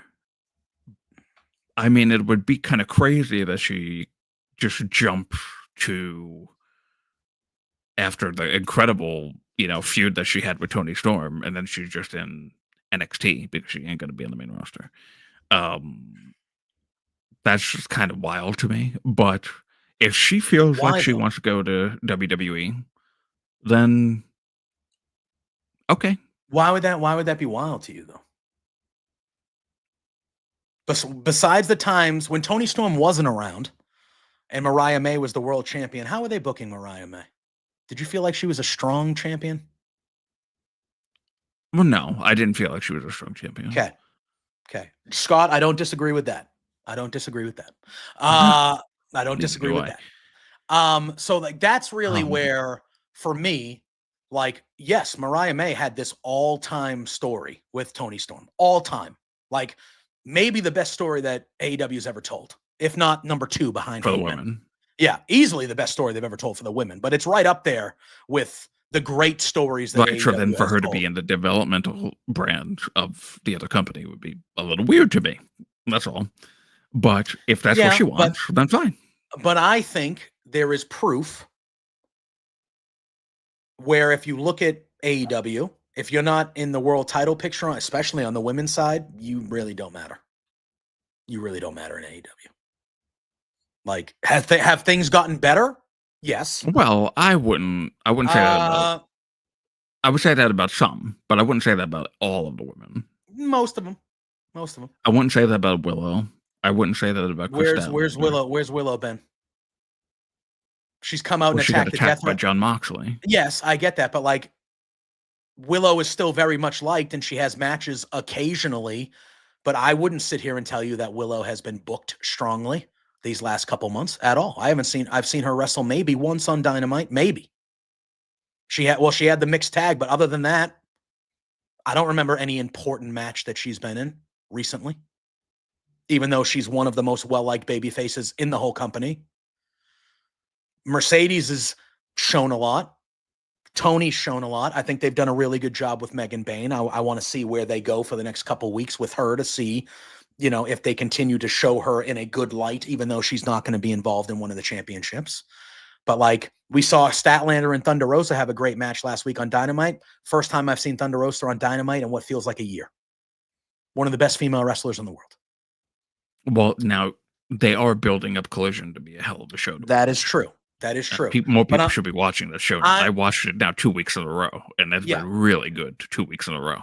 Yeah. And I'm just saying, Mariah May, if you look at what's happening over in WWE, whether it's NXT or not, look at what's happened with Stephanie Vaquer. Ophelia just mentioned it. Look at how they've treated Stephanie Vaquer in NXT. Look at how they've treated Julia. Well, Stephanie was not in AEW. No, but she did the Forbidden Door match, and it was a foregone conclusion that she was going to sign with AEW.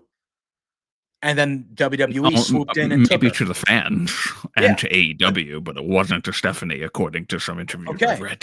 So, but if you look at that logic, why wouldn't Mariah May want to go to WWE?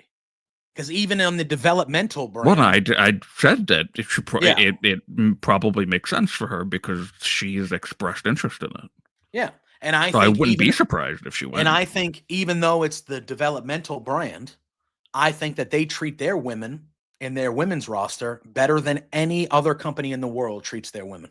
Their women are repeatedly main eventing the shows. They're repeatedly multi-women's. The women run NXT. There are more women's segments weekly than there are men's segments in NXT. I would say that she would be more fit to kind of Jade's trajectory because she was a major champion in the division in the company. Mm-hmm.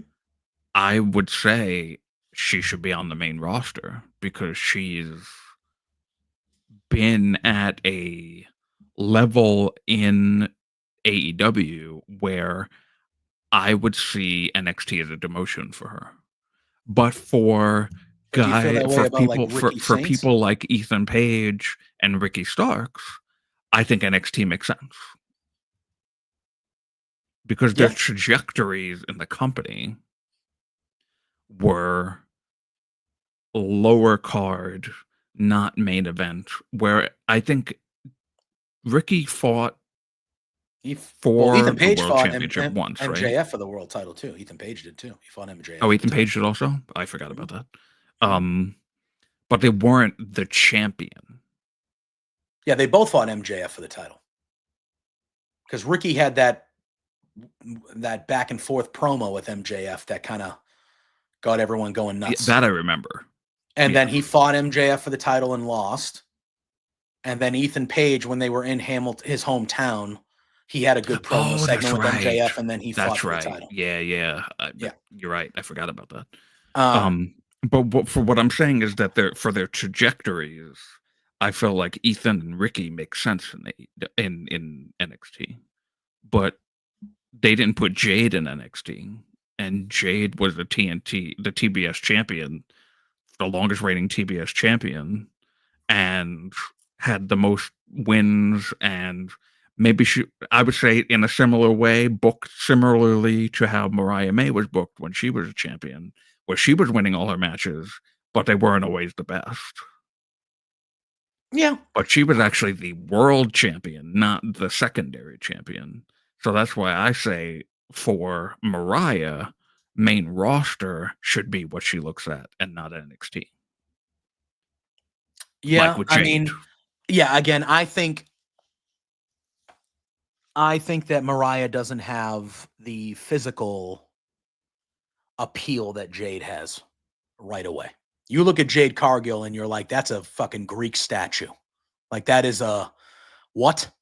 You know what I mean? Whereas Mariah, obviously a strikingly beautiful woman, and she's great in the ring, good promo. Like she's got everything you want from the wrestling side of things, but you don't physically look at Mariah the same way you look at somebody physically like a Jade or a Rhea Ripley, where you see these people and you're like, that is like one of one.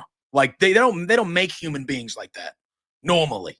You know what I mean? I don't think Mariah has that going for her. I think Mariah is I just wouldn't just base it off of looks. So well, no, but I'm saying Jade has that like you see Jade and you're like, dude, she's like 6'3", a statue of a human. You know what I mean? Like Mariah doesn't have that physical, that thing that's going to strike you right away. You know what I mean? Like Mariah, you have to see her wrestle and hear her cut a promo and see her cap. Like she's more of a natural, like Jade has that thing to her where you can believe Jade is on the main roster just on physical appearance alone. You know what I mean? Whereas I feel like Mariah is not that. If Mariah shows up on the main roster from a physical standpoint, she looks like a lot of the other people on the roster. Jade looks like nobody. Nobody else looks like Jade. I don't disagree with that. And I think I just feel like just doing it based off of looks is a weird way of looking at it. Look, it is what it is. It is what it is, man. Like Jade is a freak. She's a freak of nature. She is a chiseled one of one type. You don't see people built like that. Yeah, so but Trick is a chiseled one of one type of looking guy, and he's but there are a bunch of chiseled guys in WWE. There's a reason why Omos showed up on the main roster right away. It's because he's 7'5". Doesn't matter how good he is in the ring.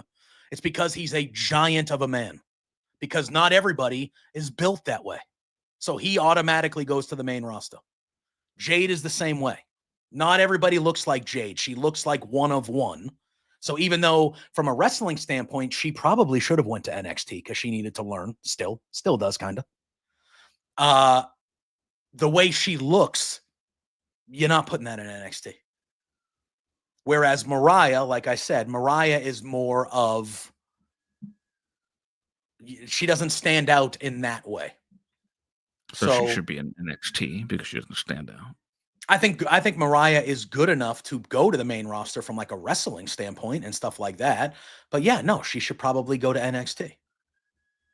And I'm going to be honest with her, more people are going to be watching her on a weekly basis on NXT than they are watching Dynamite because more people watch NXT every week than watch Dynamite.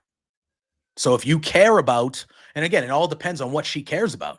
If she cares about making the most money, AEW is probably going to offer her the most money because that's what Stephanie said. Like WWE could not match. She said Sean called her and said, we cannot match what AEW is giving you, but we can promise you A, B, and C. And Stephanie said, you know what?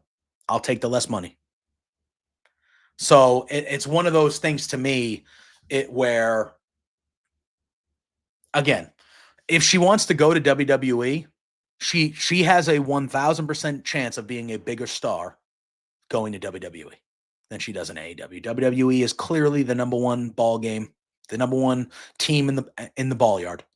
So if you want to maximize your star power, you want to maximize down the line your financial status, your stuff like that, you're probably going to lean WWE over AEW because they have the track record that you might not get paid the most right away, but if you want to be the biggest star you can be, you probably have a better chance in WWE than you do in AEW. And that's just because of the reach that WWE has. That's why when I view somebody like a Ricky Starks and I go, yeah, I feel like he should, well, obviously shit was a little, there were other things with him. But like when I view somebody like that, it was probably better for Ricky. It would have been better if he became a star in AEW for him, I feel like, at the time. But then once everything dissolved, it was clear he was going to WWE because whatever happened there. But like, he's going to be a bigger star in WWE than he was ever going to be in AEW, just because of WWE's reach. And it's just a natural. If he becomes an upper mid card to main event guy on the main roster, that is a bigger worldwide viewpoint than AEW would ever have him at, even if he was the champion in AEW. You know what I mean? And so it really depends on what the wrestler wants. If Mariah May says, no, I want to be the biggest star I can be, she's going to find that in WWE more than she's going to find that in AEW. I feel like And we're having two different conversations for some reason. I don't think we went into a whole tangent of star power and ratings and reach. Well, I don't care. Originally didn't start out as. I don't know where it ended up being that. But I'm talking about it from a viewpoint of wrestlers. Like, again, if Mariah May's motive is I want to be the biggest star I can be, which company is going to give that to her?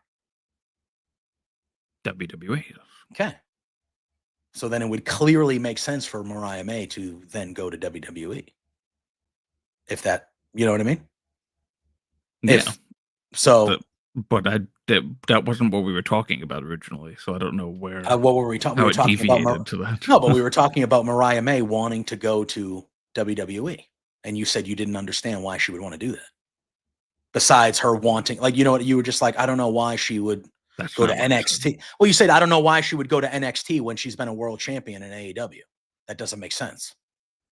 That's what you said. I just said that it would look like a step down for her. But is it a step down though?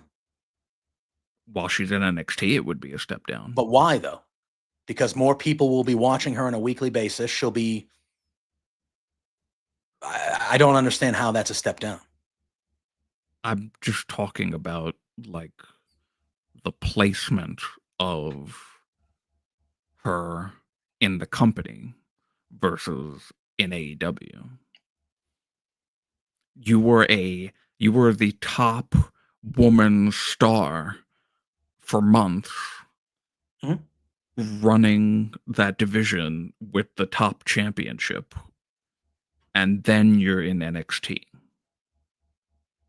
Which gets more views than the company you were a world champion for. And more people will see you wrestle on a weekly basis than on the company you were world champion for. Sounding like you're starting to care about ratings all of a sudden. I'm not, but I'm saying from a wrestler's standpoint, I don't understand why that would be considered I feel like it's level playing ground. For me. Exactly. Dan has it 100%. And again, this is not, we do a show about AEW. We love AEW.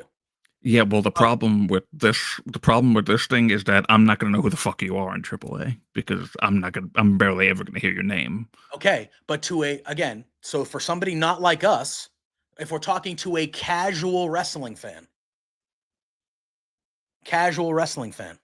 they probably still don't even know who Mariah May is. A lot of casuals. You know what I mean? So that kind of proves the point. You're not going to know who the AAA guy is because he's in the AAA. But if he was on the Yankees, even if he's the 6th, 7th, 8th guy on the Yankees, well, now hold on. He's but that means that you're calling. I wasn't calling AEW AAA. I was calling NXT AAA. But then you're missing the point of Dan. Dan is saying, would you rather be the top home run leader in AAA as in AEW? Or would you, and again, I don't think AAA is, but you know what I mean. Would you rather be the best player when you're talking about that, would you rather be the best player on the worst team in the league, or would you rather be a contributor on the best team in the league? That I would phrase it more that way. That is a awful way to talk about AEW. Well, no, but that's what when you're comparing the two companies, WWE is clearly the top dog. Clearly.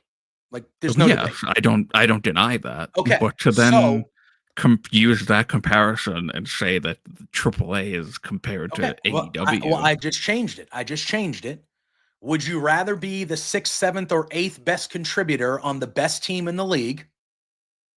Or would you rather be the best guy on a middle of the road team that is not as good as the best team in the league? Because that is probably the discussion. Yeah, I can go to NXT. I won't be the heavyweight champion maybe right away. But even NXT, the other aspects of NXT, people could argue that that is a better outlet than AEW. You could argue. Depending on how you're booked. Maybe. But again, when you look at the women's division, even though AEW has done a lot better job over the last year when it comes to the ladies, NXT still books their women better than AEW by like a long shot. So they do a better job in NXT than WWE does on the main roster. So if you want, you know what I mean? The best. Yes. So again, I don't view it as like the step down that you view it as. I think it's kind of a lateral move, if you want me to be honest. I think it's a lateral move. I don't think it's a step up. I don't think it's a step down, but I think it's lateral. Because you're in a bigger company, and again, you know, we're not ratings people, but you're in a bigger company where more eyeballs are going to be on you. You can come to the assumption that they're going to book you better over there because of how they treat their women in general in NXT. You're probably going to be booked better. There's going to be more focus on you.